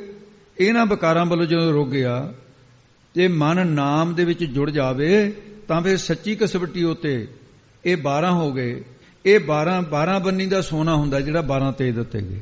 ਜਦੋਂ ਇਹ 12 ਦੇ 12 ਸੁੱਧ ਹੋ ਗਏ, ਮਨ ਬੁੱਧ ਦੇ ਸਮੇਤ ਪੰਜੇ ਗਿਆਨ ਇੰਦਰੀ ਪੰਜੇ ਕਰਮ ਦੇ ਸੋਨੇ ਵਾਂਗੂ ਫਿਰ ਖਰਾ ਉੱਤੇ ਫਿਰ ਕਹਿੰਦੇ ਪੂਰਾ ਤੋਲ ਵੀ ਸਹੀ ਹੈ ਵੀ ਇਹ ਸੋਨਾ, ਇਹਦੇ 'ਚ ਕੋਈ ਮਿਲਾਵਟ ਨਹੀਂ ਹੈ। ਇਹ ਮਨ ਸੁੱਧ ਹੋ ਗਿਆ ਮਹਾਰਾਜ ਪਰਖ ਕੇ ਫਿਰ ਤਰਾਜੂ ਦੀ ਤਰ੍ਹਾਂ ਕਹਿੰਦੇ ਹਾਂ ਗੁਰਸਿੱਖਾ ਹੁਣ ਤੂੰ 12 ਬੰਨੀ ਦੇ ਸੋਨੇ ਦੀ ਤਰ੍ਹਾਂ ਸੁੱਧ ਹੋ ਗਿਆ ਹੈ।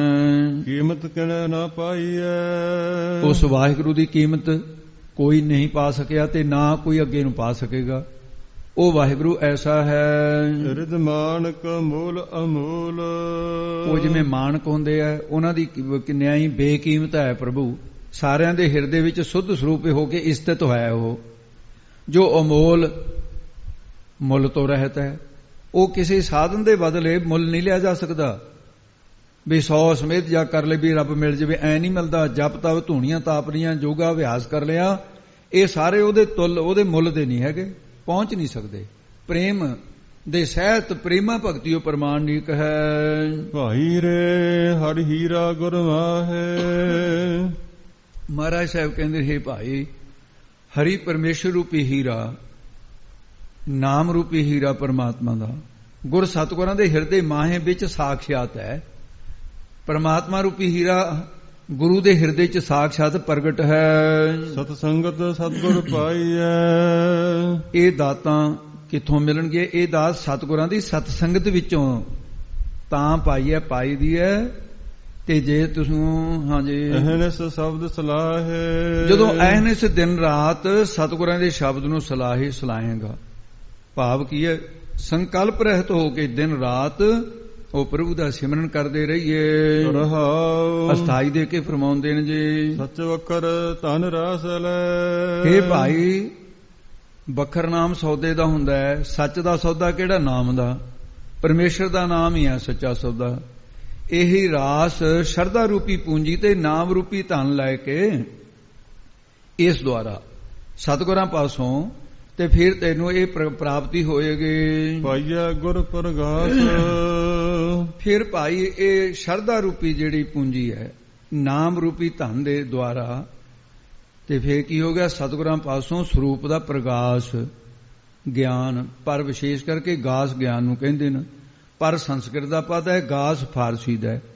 ਦੋਨੇ ਸ਼ਬਦ ਮੇਲ ਦਿੱਤੇ, ਇੱਕ ਸੰਸਕ੍ਰਿਤ ਦਾ ਆ ਗਿਆ, ਇੱਕ ਫਾਰਸੀ ਦਾ ਆ ਗਿਆ। ਪਰ ਵਿਸ਼ੇਸ਼ ਇਹ ਸੰਸਕ੍ਰਿਤ ਦੇ ਵਿੱਚ ਹੈ। ਤੇ ਗਾਸ ਚਾਨਣਾ, ਉਹ ਪ੍ਰਗਾਸ ਵਿਸ਼ੇਸ਼ ਕਰਕੇ ਚਾਨਣਾ ਬ੍ਰਹਮ ਗਿਆਨ ਦਾ।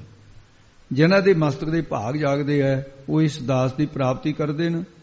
ਕਬੀਰ ਦੀ ਸੰਸਾਰ ਕੋ ਲੀਨੀ ਜਿਨ ਮਸਤਕ ਭਾਗ ਉਹੀ ਲਊਗਾ। ਜਿਨ ਮਸਤਕ ਧੁਰ ਹਰ ਲਿਖਿਆ ਤੇ ਨਾ ਸਤਿਗੁਰ ਮਿਲਿਆ ਰਾਮ ਰਾਜੇ, ਉਹਨਾਂ ਨੂੰ ਪ੍ਰਾਪਤ ਹੁੰਦੀ ਹੈ। ਜਿਉ ਅਗਨ ਮਰੈ ਜਲ ਪਾਏ, ਜਿਉਂ ਜਿਸ ਤਰ੍ਹਾਂ ਪਾਣੀ ਦੇ ਪਾਉਣ ਦੇ ਨਾਲ ਅਗਨ ਮਰ ਜਾਂਦੀ ਹੈ, ਜਾਣੀ ਬੁੱਝ ਜਾਂਦੀ ਹੈ, ਤੇ ਇਸੇ ਤਰ੍ਹਾਂ ਹੀ ਜਿਉ ਤ੍ਰਿਸ਼ਨਾ ਦਾਸਨ ਦਾਸ, ਤਿਉਂ ਉਸੇ ਤਰ੍ਹਾਂ ਹੀ ਸਤਿਗੁਰਾਂ ਦੇ ਦਾਸਨ ਦਾਸ, ਦਾਸਾਂ ਦੇ ਵੀ ਦਾਸ ਬਣਨ ਦੇ ਨਾਲ ਤ੍ਰਿਸ਼ਨਾ ਰੂਪੀ ਅਗਨੀ ਬੁੱਝ ਜਾਂਦੀ ਹੈ। ਭਾਵ ਕੀ ਹੈ? ਜੋ ਧਨ ਪਦਾਰਥ ਦੇ ਵਿਕਾਰਾਂ ਦੀ ਤ੍ਰਿਸ਼ਨਾ, ਇਹਨਾਂ ਦੀ ਅੱਗ ਲੱਗੀ ਹੋਈ ਸੀ ਮਨ ਨੂੰ, ਤੇ ਉਹ ਫਿਰ ਪਰਮੇਸ਼ਰ ਦੇ ਨਾਮ ਰੂਪੀ ਜਲ ਦੇ ਨਾਲ ਗੁਰਾਂ ਦੇ ਦਾਸਾਂ ਦੇ ਦਾਸ ਬਣ ਕੇ ਬੁੱਝ ਜਾਂਦੀ ਹੈ। ਜਮ ਜੰਦਾਰ ਨਾ ਲੱਗੇ, ਤੇ ਉਹਨਾਂ ਨੂੰ ਫਿਰ ਜਮ ਜਿਹੜਾ ਜੰਦਾਰ ਜਲਾਦ ਦੀ ਨਿਆਈ ਹੈ ਉਹ ਨਹੀਂ ਲੱਗਦਾ। ਜਮ ਜੋ ਜੰਦਾਰ ਜਿੰਦ ਦਾ ਆਰ ਬੈਰੀ ਹੈ, ਜੰਦਾਰ ਜੋ ਡੰਡਾ ਧਾਰੀ ਹੈ, ਉਹ ਨਹੀਂ ਲੱਗਦਾ। ਇਉਂ ਫਿਰ ਇਸ ਪ੍ਰਕਾਰ ਇਹੋ ਭੋਜਲ ਤਰੈ ਤਰਾਸ, ਇਸ ਪ੍ਰਕਾਰ ਇਸ ਢੰਗ ਦੇ ਨਾਲ ਭੋਜਲ ਸੰਸਾਰ ਸਮੁੰਦਰ ਤੋਂ ਤਰਾਸ, ਇਹਦੇ ਤਰਾਸ ਡਰ ਤੋਂ ਤਰੈ ਤਰ ਜਾਈਦਾ। ਤਰੈ ਤਰਾਸ ਉਹ ਹੋਰਨਾਂ ਨੂੰ ਵੀ ਤਾਰ ਦੇਊਗਾ, ਆਪ ਤਾਂ ਤਰਨਾ ਹੀ ਹੈ। ਜਿਨ੍ਹਾਂ ਨੇ ਸੰਗਤ ਕੀਤੀ ਉਹਨਾਂ ਨੂੰ ਵੀ ਤਰਨ ਦੀ ਆਸ ਹੋ ਜਾਂਦੀ ਹੈ ਵੀ ਇਹਦੇ ਦੁਆਰਾ ਤਰਾਂਗੇ। ਇਹ ਨਾਮ ਜਪਦਾ ਹੈ ਤੇ ਆਪ ਨਾਮ ਜਪ ਕੇ ਹੋਰਨਾਂ ਨੂੰ ਜਪਾ ਕੇ ਧਾਰ ਦਿੰਦੇ ਨੇ। ਗੁਰਮੁਖ ਕੂੜ ਨਾ ਭਾਏ, ਜਿਹੜੇ ਗੁਰਮੁਖ ਨੇ ਉਹਨਾਂ ਨੂੰ ਕੂੜ ਝੂਠ ਬੋਲਣਾ ਨਾ ਭਾਵੀ ਚੰਗਾ ਨਹੀਂ ਲੱਗਦਾ। ਇੱਕ ਗੁਣ ਹੈ ਬਹੁਤ ਵੱਡਾ। ਜੇ ਝੂਠ ਬੋਲਣਾ ਕਿਸੇ ਨੂੰ ਨਫ਼ਰਤ ਹੋ ਜੇ ਨਾ, ਝੂਠ ਬੋਲਣ ਵਾਲਾ ਵੀ ਚੰਗਾ ਲੱਗਣ ਤੇ ਹਟ ਜਾਏ, ਸਮਝੋ ਵੀ ਗੱਡੀ ਲੀਹ ਤੇ ਆ ਗਈ। ਜਿਹੜਾ ਝੂਠ ਬੋਲਣ ਵਾਲੇ ਨੂੰ ਚੰਗਾ ਸਮਝਣ ਲੱਗ ਗਿਆ, ਸਮਝੋ ਵੀ ਗੱਡੀ ਲੀਹ ਤੋਂ ਲੈ ਗਈ। ਫਿਰ ਇਹ ਠੀਕ ਨਹੀਂ ਹੋ ਰਿਹਾ। ਗੁਰਮੁਖ ਕੂੜ ਨਾ ਭਾਵੇ, ਜਿਹੜੇ ਗੁਰਮੁਖ ਹਨ ਉਹਨਾਂ ਨੂੰ ਭਾਈ ਕੂੜ, ਝੂਠ ਜਿਹੜਾ ਹੈ ਉਹ ਚੰਗਾ ਨਹੀਂ ਲੱਗਦਾ। ਝੂਠ ਕੀ ਹੈ? ਪਦਾਰਥ ਨੇ ਜਿਹੜੇ ਝੂਠੇ ਨੇ, ਇਹ ਪਦਾਰਥ ਫਿਰ ਕੂੜ ਜਾਂ ਫਿਰ ਕੁਸੰਗਤ ਹੈ ਜਿਹੜੀ, ਇਹ ਭਾਉਂਦੀ ਨਹੀਂ ਹੈ ਉਹਨਾਂ ਨੂੰ। ਸੱਚ ਰਤੇ ਸੱਚ ਭਾਏ, ਤੇ ਕਿਉਂਕਿ ਉਹ ਸੱਚ ਦੇ ਵਿੱਚ ਰੰਗੇ ਗਏ। ਸੱਚਾ ਕੀ ਹੈ? ਨਾਮ। ਸੱਚਾ ਕੀ ਹੈ? ਪਰਮਾਤਮਾ। ਉਹਦੇ ਚ ਰੰਗੇ ਗਏ। ਇਹ ਸੱਚ ਭਾਏ, ਫਿਰ ਉਹਨਾਂ ਨੂੰ ਪਾਉਂਦਾ ਕੀ ਹੈ? ਸੱਚ ਬੋਲਣਾ। ਇਹੀ ਪਾਏਗਾ ਉਹਨਾਂ ਨੂੰ ਫਿਰ। ਸਾਖਤ ਸੱਚ ਨ ਭਾਵੇ, ਜਿਹੜੇ ਸਾਖਤ ਕਠੋਰ ਚਿੱਤ ਵਾਲੇ ਪੁਰਸ਼ ਉਹਨਾਂ ਨੂੰ ਸੱਚ ਨਹੀਂ ਚੰਗਾ ਲੱਗਦਾ, ਗੁਰਮੁਖਾਂ ਨੂੰ ਝੂਠ ਨਹੀਂ ਚੰਗਾ ਲੱਗਦਾ। ਮਤਲਬ ਕੀ ਬਣਿਆ? ਭਗਤਾਂ ਤੇ ਸਹਿ ਸਾਰੀਆਂ ਜੋੜ ਕਦੇ ਨਾ ਆਇਆ, ਮੇਲ ਨਹੀਂ ਹੈ। ਇਸ ਕਰਕੇ ਜਿਹੜੇ ਕਠੋਰ ਚਿੱਤ ਨੇ ਉਹਨਾਂ ਨੂੰ ਸੱਚ ਬੋਲਣਾ ਨਹੀਂ ਚੰਗਾ ਲੱਗਦਾ। ਜੇ ਕੋ ਬੋਲੇ ਸੱਚ, ਕੂੜਾ ਜਲ ਜਾਵੇ। ਸੱਚਾ ਨਾਮ ਨਾ ਭਾਵੇ, ਉਹਨਾਂ ਨੂੰ ਚੰਗਾ ਨਹੀਂ ਲੱਗਦਾ ਹੈ, ਕਿਉਂਕਿ ਕੂੜਾ ਕੂੜੀ ਪਾਏ। ਕੂੜਾ ਝੂਠੇ ਪੁਰਸ਼ ਜਿਹੜੇ ਕੂੜੀ ਝੂਠੀ ਸੋਭਾ ਨੂੰ ਹੀ ਪਾਏ ਪਾਉਂਦੇ ਆ। 4 ਦਿਨ ਸੋਭਾ ਦਾ ਕਰਾ ਲੈਣਗੇ ਝੂਠ ਬੋਲ ਕੇ, ਅੰਤ ਨੂੰ ਸਭ ਕੂੜ ਜਿਹੜਾ ਹੈ ਨਾ ਉਹ ਕੂੜੇ ਹੋ ਜਾਂਦਾ ਹੈ। ਨਾਨਕ ਕੂੜ ਕੂੜੋ ਹੋ ਜਾਏ। ਇਹ ਫਿਰ ਝੂਠ ਤਾਂ ਝੂਠੇ ਨਿਕਲਣਾ ਹੈ। ਇਸ ਕਰਕੇ ਅਖਬਾਰਾਂ ਦੁਆਰਾ, ਟੀਵੀ ਦੁਆਰਾ ਪੈਸੇ ਖਰਚ ਕੇ ਜਿੰਨੀ ਮਰਜ਼ੀ ਸੋਭਾ ਕਰਾ ਲਓ। ਇਹ ਸੋਭਾ ਝੂਠੀ ਹੋਈ ਹੈ, 4 ਦਿਨ ਦੀ ਹੈ। ਇਹ ਮਾਇਆ ਕੀ ਸੋਭਾ 4 ਦਿਹਾੜੇ ਜਾਂਦੀ ਬਿਲਮਨਾਬੇ, ਇਹਨੂੰ ਦੇਰ ਨਹੀਂ ਲੱਗਦੀ ਜਾਣ ਨੂੰ। ਸੱਚ ਰਤੇ ਗੁਰ ਮਿਲਿਆ, ਜਿਹੜੇ ਭਾਈ ਸੱਚ ਦੇ ਚ ਰੰਗੇ ਗਏ ਉਹ ਸੱਚੇ ਰਤ ਦੇ ਵਿੱਚ, ਜਿਹੜੇ ਸੱਚੇ ਨਾਮ ਦੇ ਵਿੱਚ ਰੰਗੇ ਗਏ। ਸੱਚ ਰਤੇ ਗੁਰ ਮਿਲਿਆ, ਗੁਰਮੁਖ ਗੁਰਾਂ ਨੂੰ ਮਿਲਿਆ। ਸਤਿਗੁਰਾਂ ਦੇ ਮੇਲ ਲਏ, ਆਪਣੇ ਵਿੱਚ ਮੇਲ ਲਏ। ਉਹ ਜਿਹੜੇ ਹਨ ਸੱਚੇ ਸੱਚ ਸਮਾਏ, ਉਹ ਸੱਚ ਰਤੇ ਹੋਏ ਨੇ, ਜਿਹੜੇ ਸੱਚੇ ਨਾਮ ਵਿੱਚ ਰੰਗੇ ਗਏ। ਉਹ ਸੱਚੇ ਪੁਰਸ਼ ਸੱਚ ਸਰੂਪ ਵਿੱਚ, ਸੱਚ ਸਰੂਪ ਕੀ ਹੈ? ਵਾਹਿਗੁਰੂ ਸਮਾਏ, ਅਭੇਦ ਹੋ ਗਏ ਉਹਦੇ ਚ। ਗੁਰਮੁਖ ਸੱਚ ਵਿੱਚ ਰੰਗੇ ਗਏ। ਜਿਹੜੇ ਸਾਖਤ ਪੁਰਸ਼ ਨੇ ਉਹ ਮਾਇਆ ਦੇ ਪੁਜਾਰੀ ਨੇ, ਉਹ ਝੂਠੇ ਕੰਮ ਕਰਦੇ ਆ। ਕੁੰਭ ਦੇ ਮੇਲਾ 12 ਸਾਲ ਬਾਅਦ ਹੁੰਦਾ ਹੈ। ਇੱਕ ਵਾਰੀ ਨਾ ਕਿਤੇ ਕੁੰਭ ਦਾ ਮੇਲਾ ਆਇਆ, ਇੱਕ ਦੁੱਧ ਦਾ ਵਪਾਰੀ ਸੀ ਬਾਣੀਆਂ, ਵੱਡਾ ਵਪਾਰਕ ਸੀ। ਉਹਨੇ ਕਿਹਾ ਵੀ ਕੁੰਭ ਦੇ ਮੇਲੇ ਤੋਂ ਦੁੱਧ ਬਹੁਤ ਵਿਕੂਗਾ। ਉਹ ਹਰਿਦੁਆਰ ਜਾ ਕੇ ਉਹਨੇ ਆਪਣੀ ਦੁਕਾਨ ਲਾ ਲਈ ਵੀ ਦੁੱਧ ਲੈ ਜੀ, ਦੁੱਧ ਹੋਵੇ। ਹੁਣ ਦੁੱਧ ਵੇਚਣ ਵਾਲੇ ਇਹ ਥੋੜੀ ਕਹਿੰਦੇ ਹੁੰਦੇ ਵੀ ਇਹਦੇ ਚ ਮਿਲਾਵਟ ਕੀਤੀ ਹੈ। ਅੱਜ ਦੇ ਦੁੱਧ ਦੀ ਮਿਲਾਵਟ, ਉਸ ਵੇਲੇ ਦੁੱਧ ਦੀ ਮਿਲਾਵਟ ਦਾ ਵੀ ਜਿਵੇਂ ਸਮਾਨ ਦਾ ਫਰਕ ਹੈ। ਉਦੋਂ ਮਿਲਾਵਟ ਕਹਿੰਦੇ ਸੀ ਪਾਣੀ ਪਾ ਕੇ, ਚਲੋ ਨੁਕਸਾਨ ਤਾਂ ਨਹੀਂ ਸੀ ਕਰਦਾ। ਹੁਣ ਜਿਹੜਾ ਕੁਝ ਪਾਇਆ ਜਾਂਦਾ ਬਹੁਤ ਨੁਕਸਾਨ ਹੈ। ਖੈਰ, ਉਹਨੇ ਗੰਗਾ ਦਾ ਪਾਣੀ, ਉਹਦੇ ਚ ਅੱਧਾ ਪਾਣੀ ਅੱਧਾ ਦੁੱਧ, ਜਿੰਨਾ ਦੁੱਧ ਸੀ ਉਨਾ ਹੀ ਪਾਣੀ ਪਾ ਲਿਆ ਉਹਦੇ ਚ। ਉਹ ਦੁੱਧ ਪਾ ਪਾ ਕੇ ਵੇਚਦਾ ਰਿਹਾ। ਤੇ ਹੁਣ ਦੁੱਧ ਵਿਕਿਆ, ਮਾਇਆ ਦੀ ਥੈਲੀ ਭਰ ਗਈ। ਥੈਲੀ ਪੂਰੀ ਭਰੀ ਹੋਈ ਆ ਤੇ ਖੁਸ਼ ਹੋ ਰਿਹਾ ਵੀ ਮੇਰਾ ਪਾਣੀ ਵੀ ਅੱਧਾ ਵਿਕਿਆ, ਅੱਧਾ ਤਾਂ ਦੁੱਧ ਹੈ ਹੀ ਸੀ, ਅੱਧਾ ਪਾਣੀ ਸੀ। ਉਹ ਕਿਤੇ ਮਾੜਾ ਜਿਹਾ ਇੱਧਰ ਨੂੰ ਆਖ ਵਜਾ, ਬਾਂਦਰ ਐਡੀ ਚਲਾਕ ਜਾਤ ਹੈ ਨਾ, ਮੈਂ ਕਹਿੰਦਾ ਵੀ ਪੁੱਛੋ ਨਾ, ਪਤਾ ਨਹੀਂ ਲੱਗਣ ਦਿੰਦਾ, ਕੋਲੋਂ ਚੀਜ਼ ਚੱਕ ਲੈ ਜਾਂਦਾ। ਆ ਇੱਕ ਵਾਰੀ ਜਥੇ ਦੇ ਕੋਲੋਂ ਕੇਲੇ ਚੱਕ ਕੇ ਲੈ ਗਿਆ, ਸਾਨੂੰ ਕਿਸੇ ਨੂੰ ਪਤਾ ਨਹੀਂ ਲੱਗਿਆ। ਉਦੋਂ ਹੀ ਪਤਾ ਲੱਗਿਆ, ਉਹ ਭਾਈ ਹਾਕਾ ਮਾਰੇ, ਕਹਿੰਦੇ ਜੀ ਉਹ ਕੇਲੇ ਚੱਕ ਲੈ ਗਿਆ ਤੁਹਾਡੇ ਬਾਂਦਰ, ਸਾਨੂੰ ਦਿਖਾ ਦਿਖਾ ਕੇ ਖਾਵੇ, ਸਿੰਘ ਭੁੱਖੇ ਹੀ ਰਹਿ ਗਏ। ਉਹ ਆਇਆ ਬਾਂਦਰ, ਥੈਲੀ ਚੁੱਕ ਕੇ ਨੱਠ ਗਿਆ।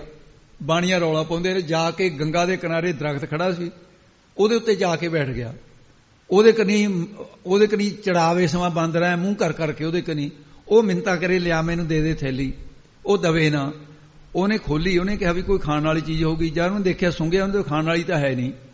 ਉਹਨੇ ਐ ਮਾਰੀ ਭਗਾ ਕੇ ਬਾਣੀਆਂ ਕਰੀ। ਉਹਨੇ ਕਿਹਾ ਵੀ ਸੁਗਾ, ਕਹਿ ਉਹਨੇ ਹੋਏ ਹੱਥ ਕਰ ਵੀ ਹੋਰ ਲਿਆ। ਉਹਨੇ ਦੂਜੀ ਕੱਢੀ, ਗੰਗਾ 'ਚ ਮਾਰੀ ਭਗਾ ਕੇ। ਇੱਕ ਗੰਗਾ 'ਚ ਇੱਕ ਉਧਰ, ਇੱਕ ਗੰਗਾ 'ਚ ਇੱਕ ਉਧਰ, ਸਾਰੀ ਥੈਲੀ ਖਾਲੀ ਹੋ ਗਈ। ਉਹ ਖਾਲੀ ਥੈਲੀ ਭਗਾ ਕੇ ਮਾਰੀ, ਕਹਿੰਦਾ ਆ ਚੱਕਰ ਹੈ। ਇਹਨੇ ਨੂੰ ਇੱਕ ਮਹਾਤਮਾ ਆ ਗਏ, ਤਰਕਾਲਦਾਸੀ, ਕਹਿੰਦਾ ਵਾਹ ਮੇਰੇ ਭਗਵਾਨ ਵਾਹ। ਕਹਿੰਦਾ ਬਾਂਦਰ ਦੇ ਰੂਪ 'ਚ ਆ ਕੇ ਪੂਰਾ ਹੀ ਨਿਆਂ ਕਰਤਾ। ਕਹਿੰਦਾ ਜਿਹੜਾ ਤਾਂ ਦੁੱਧ ਸੀ, ਦੁੱਧ ਦੇ ਪੈਸੇ ਬਾਣੀਆਂ ਨੂੰ ਦੇਤੇ, ਜਿਹੜਾ ਪਾਣੀ ਦੇ ਪੈਸੇ ਸੀ ਕਹਿੰਦਾ ਗੰਗਾ ਨੂੰ ਦੇਤੇ। ਤਾਂ ਇਸ ਕਰਕੇ ਤੂੰ ਨਿਆਂ ਕਰਤਾ। ਸੱਚੇ ਸੱਚ ਸਮਾਏ ਪਏ, ਉਹਦੀ ਦਰਗਾਹ ਤੇ ਉੱਥੇ ਸੱਚੇ ਹੀ ਸੱਚ ਨਿਬੜਾ। ਐਂ ਕਰਕੇ ਗਲਤੀ ਨਹੀਂ ਕਰਨੀ ਚਾਹੀਦੀ। ਮਨ ਮਹਿ ਮਾਨਕ ਲਾਲ ਨਾਮ, ਇਹ ਵਿਸਰਾਮ ਔਖਾ ਹੈ ਭਾਈ ਗੁਰਮੁਖੋ, ਨਾਮ ਤੇ ਲਾਉਣਾ ਜਿਵੇਂ ਲੱਗਿਆ। ਉਹਨਾਂ ਦੇ ਮਨ ਹਿਰਦੇ ਮਹਿ ਵਿੱਚ ਨਾਮ ਸਿਮਰਨ ਕਰਕੇ ਫਿਰ ਸਰਵਣ ਮੰਨਣ ਅਧਿਆਸਨ ਰੂਪੀ ਇਹ ਜਿਹੜੇ ਲਾਲ ਮਾਨਕ ਪ੍ਰੇਮ ਰੂਪੀ ਲਾਲ ਹੈ, ਵੈਰਾਗ ਰੂਪੀ ਰਤਨ ਹਨ ਦੱਸਦੇ ਨੇ। ਰਤਨ ਪਦਾਰਥ ਹੀਰ, ਇਹ ਵੈਰਾਗ ਜਿਹੜਾ ਇਹਨੂੰ ਰਤਨਾਂ ਦੀ ਤਰ੍ਹਾਂ ਮੰਨਿਆ। ਸ਼ੁਭ ਗੁਣਾਂ ਦੇ ਪਦਾਰਥ ਗਿਆਨ ਰੂਪੀ ਹੀਰ ਹੀਰਾ ਹੈ। ਇਹ ਸਾਰੇ ਰਤਨਾਂ ਦੇ ਨਾਮ ਹਨ। ਮਾਨਕ ਵੀ, ਲਾਲ ਵੀ, ਰਤਨ ਵੀ, ਹੀਰ ਹੀਰਾ ਵੀ, ਪਰ ਇਹ ਵੱਖਰੇ ਵੱਖਰੇ ਅਰਥ ਇਸ ਤਰ੍ਹਾਂ ਕਰ ਲਈਦੇ ਆ। ਸਰਮਨ ਮੰਨਣ ਨਿਧਿਆਸਨ ਰੂਪੀ ਇਹ ਮਾਨਕ ਹੋ ਗਿਆ, ਪ੍ਰੇਮ ਰੂਪੀ ਲਾਲ ਹੋ ਗਏ, ਵੈਰਾਗ ਰੂਪੀ ਰਤਨ ਹੋ ਗਏ, ਸ਼ੁਭ ਗੁਣਾ ਰੂਪੀ ਪਦਾਰਥ ਅਤੇ ਗਿਆਨ ਰੂਪੀ ਹੀਰ ਹੀਰਾ। ਕਬੀਰ ਹਰ ਹੀਰਾ ਜਨ ਜੋਹਰੀ। ਤੇ ਐਸਾ ਪਰਮੇਸ਼ਰ ਦਾ ਨਾਮ ਹੈ। ਸੱਚ ਵਖਰ ਤਨ ਨਾਮ ਹੈ। ਭਾਈ ਸੱਚਾ ਵਖਰ ਸੌਦਾ ਤਾਂ ਨਾਮ ਦਾ ਹੀ ਹੈ। ਪਰਮੇਸ਼ਰ ਦਾ ਜਿਹੜਾ ਸੱਚਾ ਨਾਮ ਹੈ ਉਹ ਉਹੀ ਸੱਚਾ ਸੌਦਾ ਹੈ। ਘਟ ਘਟ ਗਹਿਰ ਗੰਭੀਰ, ਉਹ ਘਟ ਘਟ ਕੀ ਸਰੀਰਾਂ ਸਰੀਰਾਂ ਵਿੱਚ ਰਮ ਰਿਹਾ ਹੈ। ਗਹਿਰ ਕਹੀਏ ਡੂੰਘਾ, ਗੰਭੀਰ ਕੀ ਨਿਰਹਲ ਹੈ।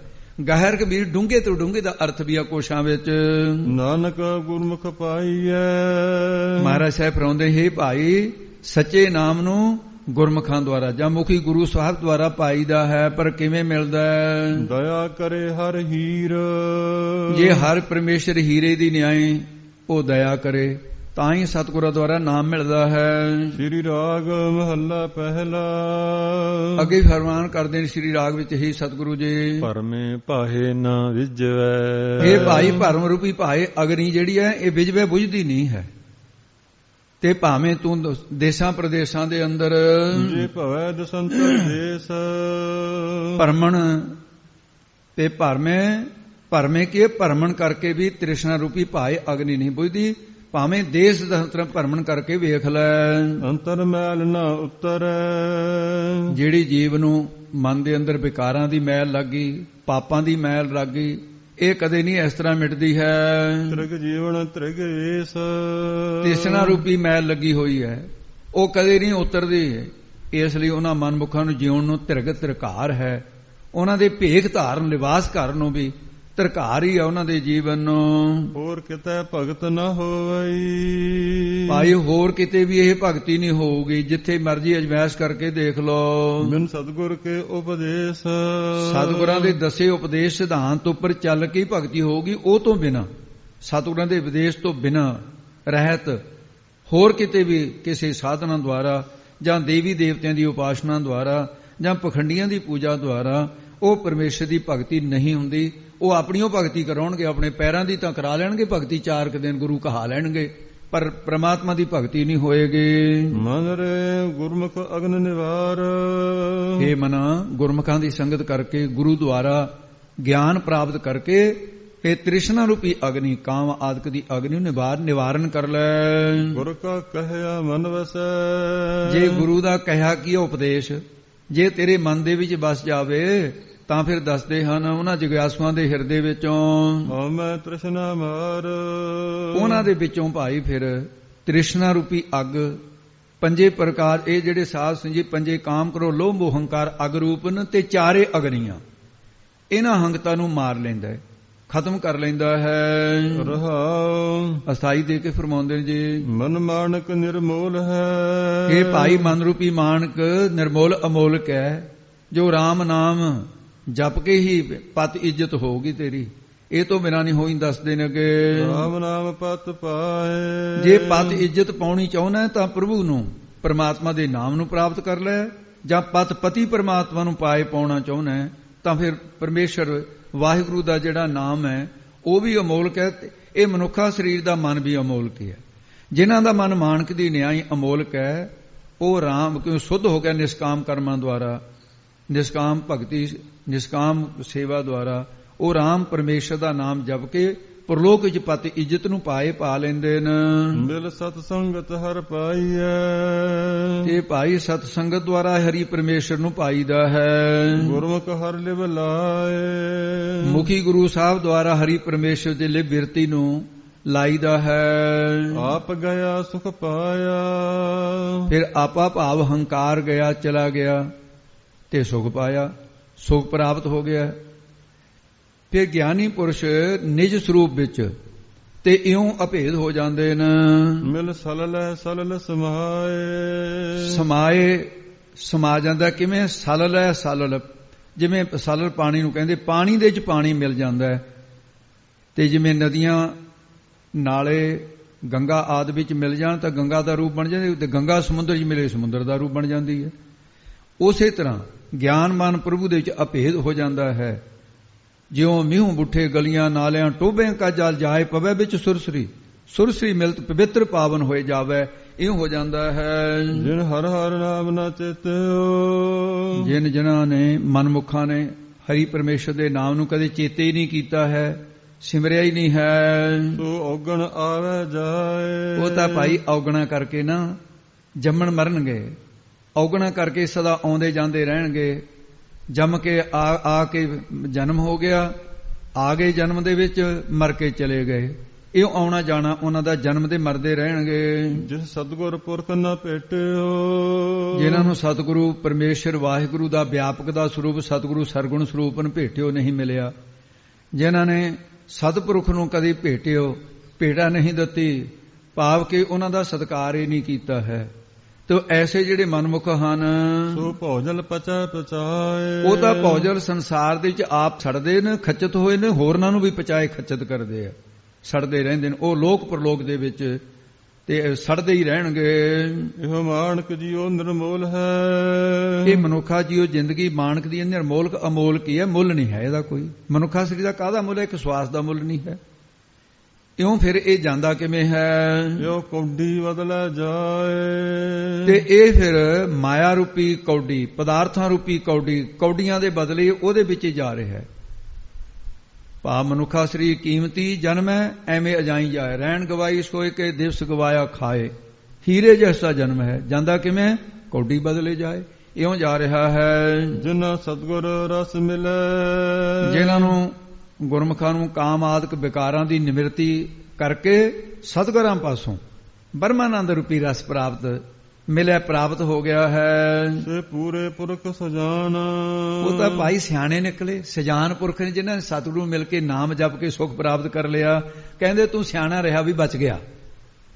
ਇਹ ਇਉਂ ਫਿਰ ਉਹਨੂੰ ਕਹਿੰਦੇ ਵੀ ਤੂੰ ਸਿਆਣੇ ਹੈ। ਉਹ ਗੁਰਮਿਲ ਭੌਜਲ ਲੰਘੀਐ, ਪੂਰੇ ਗੁਰੂ ਨੂੰ ਮਿਲ ਕੇ ਅਧੂਰੇ ਨੂੰ ਨਹੀਂ, ਭਵਜਲ ਭੈ ਦੇ ਇੱਕ ਸੰਸਾਰ ਨੂੰ ਪਾਰ ਲੰਘ ਜਾਈਦਾ। ਨਾਮ ਦੇ ਜਹਾਜ਼ ਵਿੱਚ ਬਹਿ ਕੇ, ਵਾਹਿਗੁਰੂ ਨਾਮ ਜਹਾਜ਼ ਹੈ, ਚੜੇ ਸੋਤਰੇ ਪਾਰ, ਤੇ ਇਸ ਕਰਕੇ ਪਾਰ ਹੋ ਜਾਈਦਾ।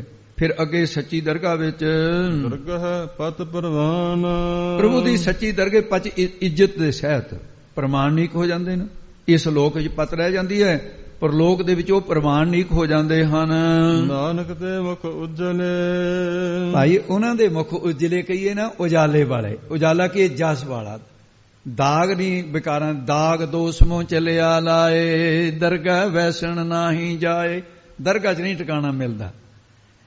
ਤੇ ਉਹਨਾਂ ਦੇ ਜਿਨ੍ਹਾਂ ਦੇ ਮੂੰਹ ਕਾਲੇ ਹੋ ਚੁੱਕੇ ਨੇ, ਇੱਥੇ ਵੀ ਪਰਲੋਕ 'ਚ ਹੋਣਗੇ। ਤੋ ਇਸ ਕਰਕੇ ਨਿੰਦਕ ਕਾ ਮਾਥਾ ਇਹਾਂ ਹੁਆ ਕਾਲਾ, ਉਹ ਕਾਲੇ ਮੂੰਹ ਵਾਲੇ ਨੇ। ਤੇ ਸਤਿਗੁਰੂ ਮਹਾਰਾਜ ਸਾਹਿਬ ਸੱਚੇ ਪਾਤਸ਼ਾਹ ਦਾ ਜਿਨ੍ਹਾਂ ਨੇ, ਉਹ ਕਿਸੇ ਦਰਗਾਹ ਪ੍ਰਮਾਣਿਕ ਹੋ ਗਏ ਜੇ। ਨਾਨਕ ਦੁਬਾਰੇ ਬੋਲਿਓ, ਨਾਨਕ ਦੇ ਮੁਖ ਉਜਲੇ, ਉਹ ਉਜਾਲੇ ਵਾਲੇ, ਜਸ ਰੂਪ ਉਜਾਲੇ ਵਾਲੇ ਹੋ ਗਏ। ਉਹਨਾਂ ਦੇ ਇਹ ਲੋਕ 'ਚ ਵੀ ਜਸ, ਤੇ ਪਰਲੋਕ ਦੇ ਵਿੱਚ ਸੂਰਜ ਵਾਂਗੂ ਹੀ ਚਮਕਦੇ ਨੇ। ਉਹ ਤਾਂ ਸੂਰਜ ਦੀ ਨਿਆਈ ਜੀਵਨ ਚਮਕ ਰਿਹਾ ਉਹਨਾਂ ਦਾ। ਤੇ ਜਿਨ੍ਹਾਂ ਦੇ ਹਿਰਦੇ ਵਿੱਚ ਜਾਂ ਮੁਖ ਦੇ ਵਿੱਚ ਉਹਨਾਂ ਦੇ ਵਾਹਿਗੁਰੂ ਦਾ ਸ਼ਬਦ ਹੈ। ਧੁਨ ਉਪਜੈ ਸ਼ਬਦ ਨਿਸ਼ਾਨ, ਨਾਮ ਦੀ ਧੁਨ ਉਪਜੈ ਪੈਦਾ ਹੋ ਗਈ, ਸ਼ਬਦ ਦਾ ਨਿਸ਼ਾਨ ਪ੍ਰਗਟ ਹੋ ਗਿਆ। ਜਿਨ੍ਹਾਂ ਦੇ ਹਿਰਦੇ 'ਚ ਗਿਆਨ ਦੀ ਧੁਨ ਪ੍ਰਗਟ ਹੋ ਗਈ, ਉਹ ਸ੍ਰੇਸ਼ਟ ਪੁਰਖ ਐਸ ਲੋਕ ਵਿੱਚ ਤੇ ਪਰਲੋਕ ਦੇ ਵਿੱਚ ਜੀ ਜਸ ਰੂਪੀ ਜਾਲੇ ਵਾਲੇ ਹੋ ਗਏ। ਨਾਮ ਹੈ ਜਿਹੜਾ ਨਾ, ਇਹ ਧੁਨ ਦੇ ਵਿੱਚ, ਜਿੱਥੇ ਆਪਣੀ ਧੁਨੀ ਹੈ ਨਾ, ਇਹ ਜਿਹਦੇ ਨਾਲ ਮਾਂ ਦੇ ਅੰਦਰਾਂ ਨਾਲ ਇਹ ਜੁੜਿਆ ਸੀ, ਇਹ ਸਰੀਰ ਦਾ ਵਿਕਾਸ ਵੀ ਇੱਥੇ ਹੋਇਆ, ਨਾਮ ਦਾ ਵਿਕਾਸ ਵੀ ਇੱਥੇ ਹੋਣਾ। ਧੁਨ ਮੈਂ ਧਿਆਨ, ਧਿਆਨ ਮੈਂ ਜਾਣਿਆ ਗੁਰਮੁਖਾ ਕਥ ਕਹਾਣੀ। ਉਹ ਫਿਰ ਨਾਮ ਦੀ ਧੁਨ ਜਦੋਂ ਪ੍ਰਗਟ ਹੁੰਦੀ ਹੈ, ਹਿਰਦੇ ਵਿੱਚ ਆਉਂਦੀ ਹੈ, ਉਦੋਂ ਫਿਰ ਉਹ ਧੁਨੀ ਜਿਹੜੀ ਹੈ ਅੱਗੇ ਸੰਕਲਪ ਰੂਪ ਹੋ ਕਰਕੇ, ਪਹਿਲਾਂ ਧੁਨੀ ਰੂਪੇ ਸੰਕਲਪ ਰੂਪ ਹੋਈ ਹਿਰਦੇ 'ਚ, ਸੰਕਲਪ ਰੂਪੇ ਕੰਠ ਵਿੱਚ ਆਊਗੀ, ਉੱਥੇ ਫਿਰ ਬਾਣੀ ਦਾ ਰੂਪ ਧਾਰਨ ਕਰਕੇ ਥੋੜਾ ਜਿਹਾ ਸਥੂਲ ਰੂਪ ਬਣ ਜਾਊਗਾ। ਤੇ ਉਹ ਧੁਨ ਆਤਮਿਕ ਸ਼ਬਦ, ਤੇ ਜਿਹੜਾ ਧੁਨ ਆਤਮਿਕ ਸ਼ਬਦ ਹੁੰਦਾ ਇੱਕ ਤਾਂ ਧੁਨੀ ਰੂਪ ਹੈ ਜਿਹੜਾ, ਇੱਕ ਵਰਨ ਆਤਮਿਕ ਸ਼ਬਦ, ਉਹ ਵਰਨ ਆਤਮਿਕ ਸ਼ਬਦ ਬਣ ਜਾਊਗਾ ਕੰਠ ਵਿੱਚ। ਫਿਰ ਵਾਹਿਗੁਰੂ ਵਾਹਿਗੁਰੂ ਇਹ ਵੈਖਰੀ ਬਾਣੀ ਹੈ, ਵੈਖਰੀ ਮਧਮ ਪਸੰਤੀ ਪਰਾ, ਇਹਦਾ ਦੁਆਰਾ ਨਿਹਾਲ ਹੁੰਦੇ ਹਨ। ਸ੍ਰੀ ਰਾਗ ਮਹੱਲਾ ਪਹਿਲਾ। ਸ੍ਰੀ ਰਾਗ ਦੇ ਅੰਦਰ ਗੁਰੂ ਨਾਨਕ ਸਾਹਿਬ ਜੀ ਕਿਰਪਾ ਕਰ ਰਹੇ ਹੈ। ਕਰਤਾਰਪੁਰ ਸਾਹਿਬ ਮਹਾਰਾਜ ਗੁਰੂ ਨਾਨਕ ਸਾਹਿਬ ਨੂੰ ਬੇਨਤੀ ਕੀਤੀ, ਸਿੱਖਾਂ ਨੇ ਗਰੀਬ ਨਵਾਜ਼, ਕਿਰਪਾ ਕਰਕੇ ਦੱਸੋ ਅਸੀਂ ਕਿਹੜੇ ਪ੍ਰਕਾਰ ਦਾ ਵਣਜ ਕਰੀਏ ਜਿਹਦੇ ਚ ਮਹਾਰਾਜ ਸਾਨੂੰ ਨਾ ਲਵਾ ਹੋਵੇ। ਭਾਵਨਾ ਨਾਲ ਸਤਿਗੁਰਾਂ ਨੂੰ ਪੁੱਛ ਲਿਆ, ਜਿਹਦੇ ਨਾਲ ਜੀਵ ਦਾ ਉਧਾਰ ਵੀ ਹੋ ਜਾਵੇ। ਮਹਾਰਾਜ ਸਾਹਿਬ ਨੇ ਫਿਰ ਸ਼ਬਦ ਉਚਾਰਨ ਕੀਤਾ, ਕਹਿੰਦੇ ਭਾਈ ਧਰਮ ਦੀ ਕਿਰਤ ਤਾਂ ਨਹੀਂ ਮੈਂ ਹਟਾਉਂਦਾ, ਕਰੋ, ਪਰ ਬੇਈਮਾਨੀ ਦੀ ਕਿਰਤ ਨਹੀਂ ਕਰਨੀ।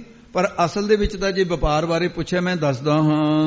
ਵਣਜ ਕਰੋ ਵਣਜਾਰਿਓ, ਹੇ ਜੀਵ ਰੂਪ ਵਣਜਾਰਿਓ, ਜੇ ਵਣਜ ਕਰਨਾ ਤੇ ਨਾਮ ਰੂਪੀ ਸੌਦੇ ਦਾ ਇਹੀ ਵਣਜ ਭਾਰ ਕਰੋ, ਕਰਨਾ ਕਰੋ ਤੁਸੀਂ। ਵਖਰ ਲਿਓ ਸੰਭਾਲ, ਇਹ ਵੱਖਰ ਸੌਦੇ ਨੂੰ ਗੁਰਾਂ ਪਾਸੋਂ ਸ਼ਰਧਾ ਰੂਪੀ ਪੂੰਜੀ ਦੇ ਕੇ ਹਿਰਦੇ ਵਿੱਚ ਸੰਭਾਲ ਲਓ। ਜਿਵੇਂ ਧਨ ਨੂੰ ਡੱਬਿਆਂ 'ਚ ਪਾ ਕੇ, ਬਟੂਆਂ 'ਚ ਪਾ ਕੇ ਲੋਕੀ ਰੱਖਦੇ ਅੱਗੇ ਧਨ ਨੂੰ ਸੰਭਾਲਣ ਦੇ ਹੋਰ ਸਾਧਨ ਸੀ, ਇਉਂ ਫਿਰ ਤੁਸੀਂ ਇਸ ਨੂੰ ਸੰਭਾਲਣਾ ਕਰੋ।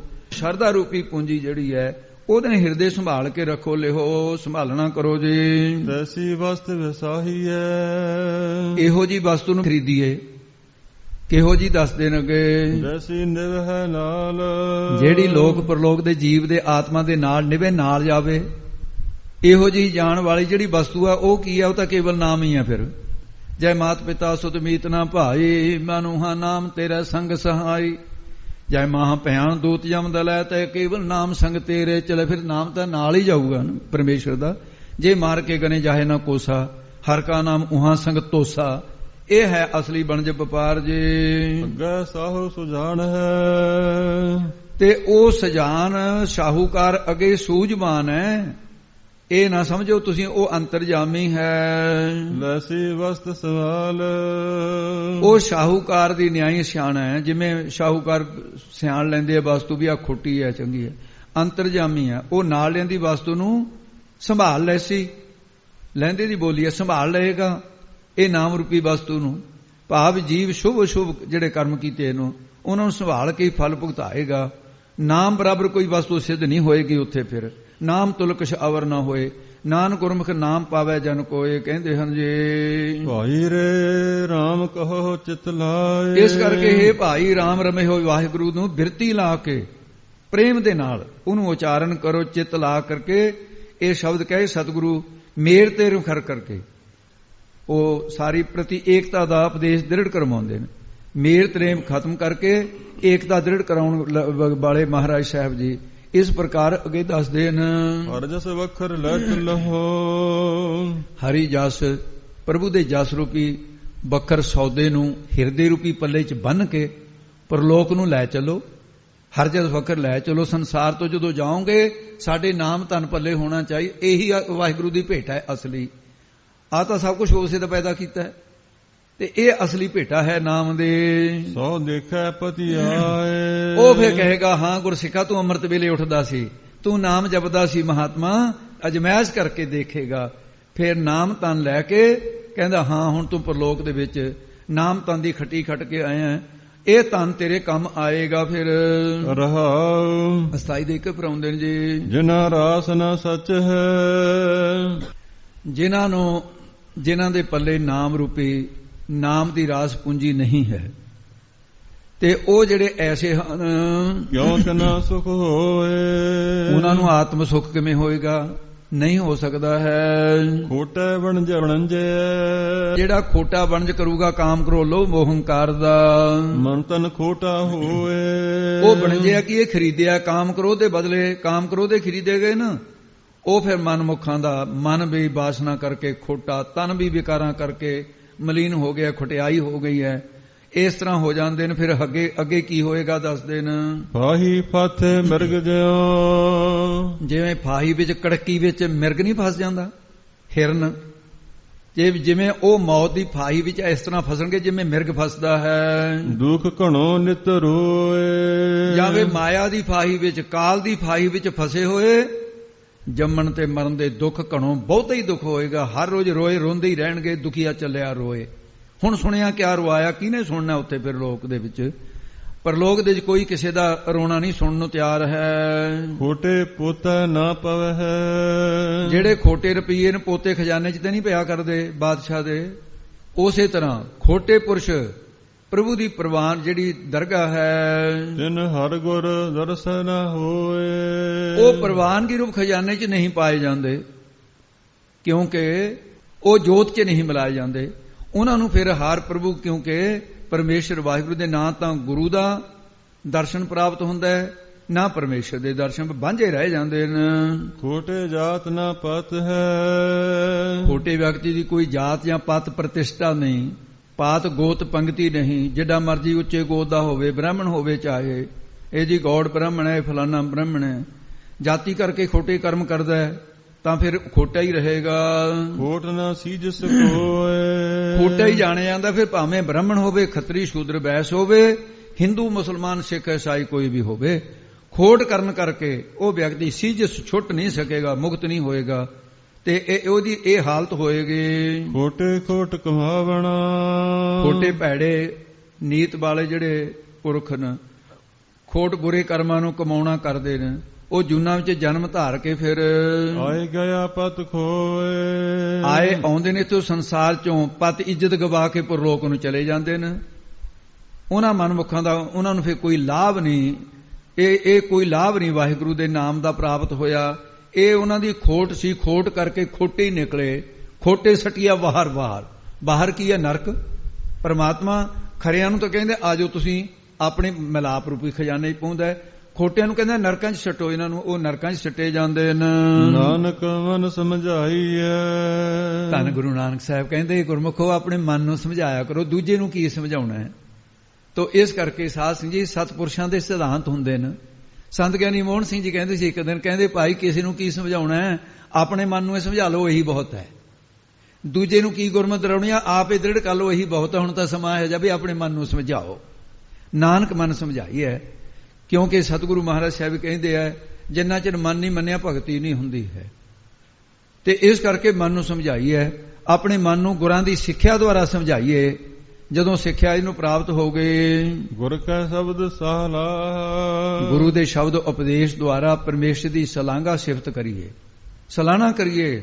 ਜੇ ਆਪਣੀ ਅਕਲ ਨਾਲ ਕਰਾਂਗੇ ਤੇ ਧੋਖਾ ਹੋ ਜਾਊਗਾ ਉਹਦੇ 'ਚ। ਤੂੰ ਸੁਲਤਾਨ ਕਹਾਂ ਹੋ ਮੀਆਂ ਤੇਰੀ ਕਵਨ ਕਾਹਦੀ ਵਡਿਆਈ ਹੈ? ਜੇ ਬਾਦਸ਼ਾਹ ਨੂੰ ਮੀਆਂ ਕਹਿ ਦਈਏ, ਸਿਪਾਹੀ ਕਹਿ ਦਈਏ, ਉਹਦਾ ਤਾਂ ਅਪਮਾਨ ਹੋ ਗਿਆ। ਤੇ ਇਸ ਕਰਕੇ ਪ੍ਰਮਾਤਮਾ ਦੀ ਵਡਿਆਈ ਜਦੋਂ ਕਰਾਂਗੇ, ਗੁਰਬਾਣੀ ਦੁਆਰਾ ਧੋਖਾ ਨਹੀਂ ਹੈ ਇਹਦੇ 'ਚ। ਮਹਾਰਾਜ ਨੇ ਚੁਣ ਚੁਣ ਕੇ ਹੀਰਿਆਂ ਵਰਗੇ ਸ਼ਬਦ ਵਰਤੇ ਹੋਏ ਨੇ। ਗੁਰੂ ਦੇ ਸ਼ਬਦ ਦੁਆਰਾ ਸ਼ਲਾਘਾ ਕਰੀਏ।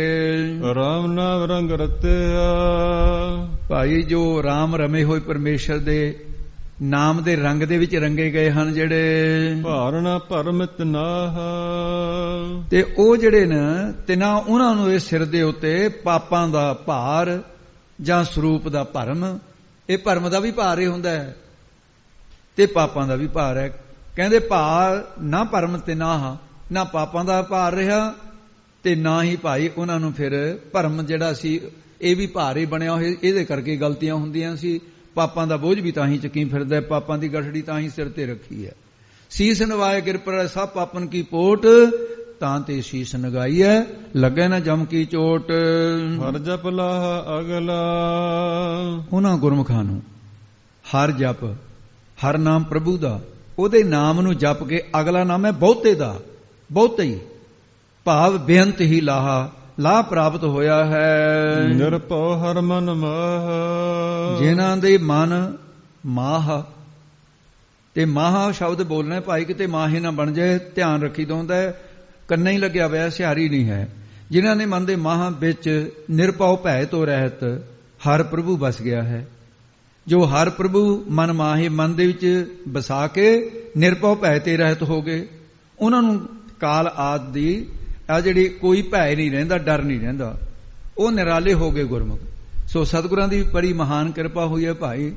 ਅੱਜ ਮਹਾਰਾਜ ਨੇ ਸੱਚੇ ਪਾਤਸ਼ਾਹ ਜੀ ਨੇ 2 ਅੰਗਾਂ ਦੀ ਕਥਾ ਕਰਾ ਲਈ ਹੈ। ਇਹ ਉਹਦੀ ਖੇਡ ਹੈ, ਕਿਤੇ ਇੱਕ ਸ਼ਬਦ ਵੀ ਜਦੋਂ ਔਖਾ ਹੁੰਦਾ, ਇਹ ਮਹਾਰਾਜ ਦੇ ਹੈ। ਜਿਵੇਂ ਗੁਰੂ ਸਾਹਿਬ ਨੇ ਜਿਸ ਤਰ੍ਹਾਂ ਬਾਣੀ ਉਚਾਰਨ ਕੀਤੀ ਹੈ, ਉਸੇ ਤਰ੍ਹਾਂ ਦੀ ਵਿਆਖਿਆ ਦੇ ਵਿੱਚ ਵੱਧ ਘੱਟ ਸਮਾਂ ਲੱਗਦਾ ਰਹੇਗਾ। ਕਾਹਲ ਨਹੀਂ ਕਰਨੀ, ਸਹਿਜ ਹੋਤਾ ਜਾਏ ਹੋਏ ਹਰ ਕਾ ਬਲੋਵਨਾ, ਬਲੋਵੋ ਮੇਰੇ ਭਾਈ ਸਹਿਜ ਬਲੋਵੋ, ਜੈਸੇ ਤਤ ਨਾ ਜਾਈ। ਪਾਠ ਦਾ ਬੋਧ ਵੀ ਹੋਵੇ ਔਰ ਅਰਥਾਂ ਦਾ ਬੋਧ ਵੀ ਹੋਏ। ਗੁਰੂ ਕਿਰਪਾ ਕਰੇ। ਆ ਹੁਣ ਇੱਥੇ ਸਮਾਪਤੀ ਹੈ ਜੀ। ਰਾਮ ਨਾਮ ਰੰਗ ਰਤਿਆ, ਭਾਰਨ ਪਰਮਿਤ ਨਾਹ, ਹਰ ਜਪ ਲਾਹ ਅਗਲਾ, ਨਿਰਭਉ ਹਰ ਮਨ ਮਾਹ। ਵਾਹਿਗੁਰੂ ਜੀ ਕਾ ਖਾਲਸਾ, ਵਾਹਿਗੁਰੂ ਜੀ ਕੀ ਫਤਿਹ।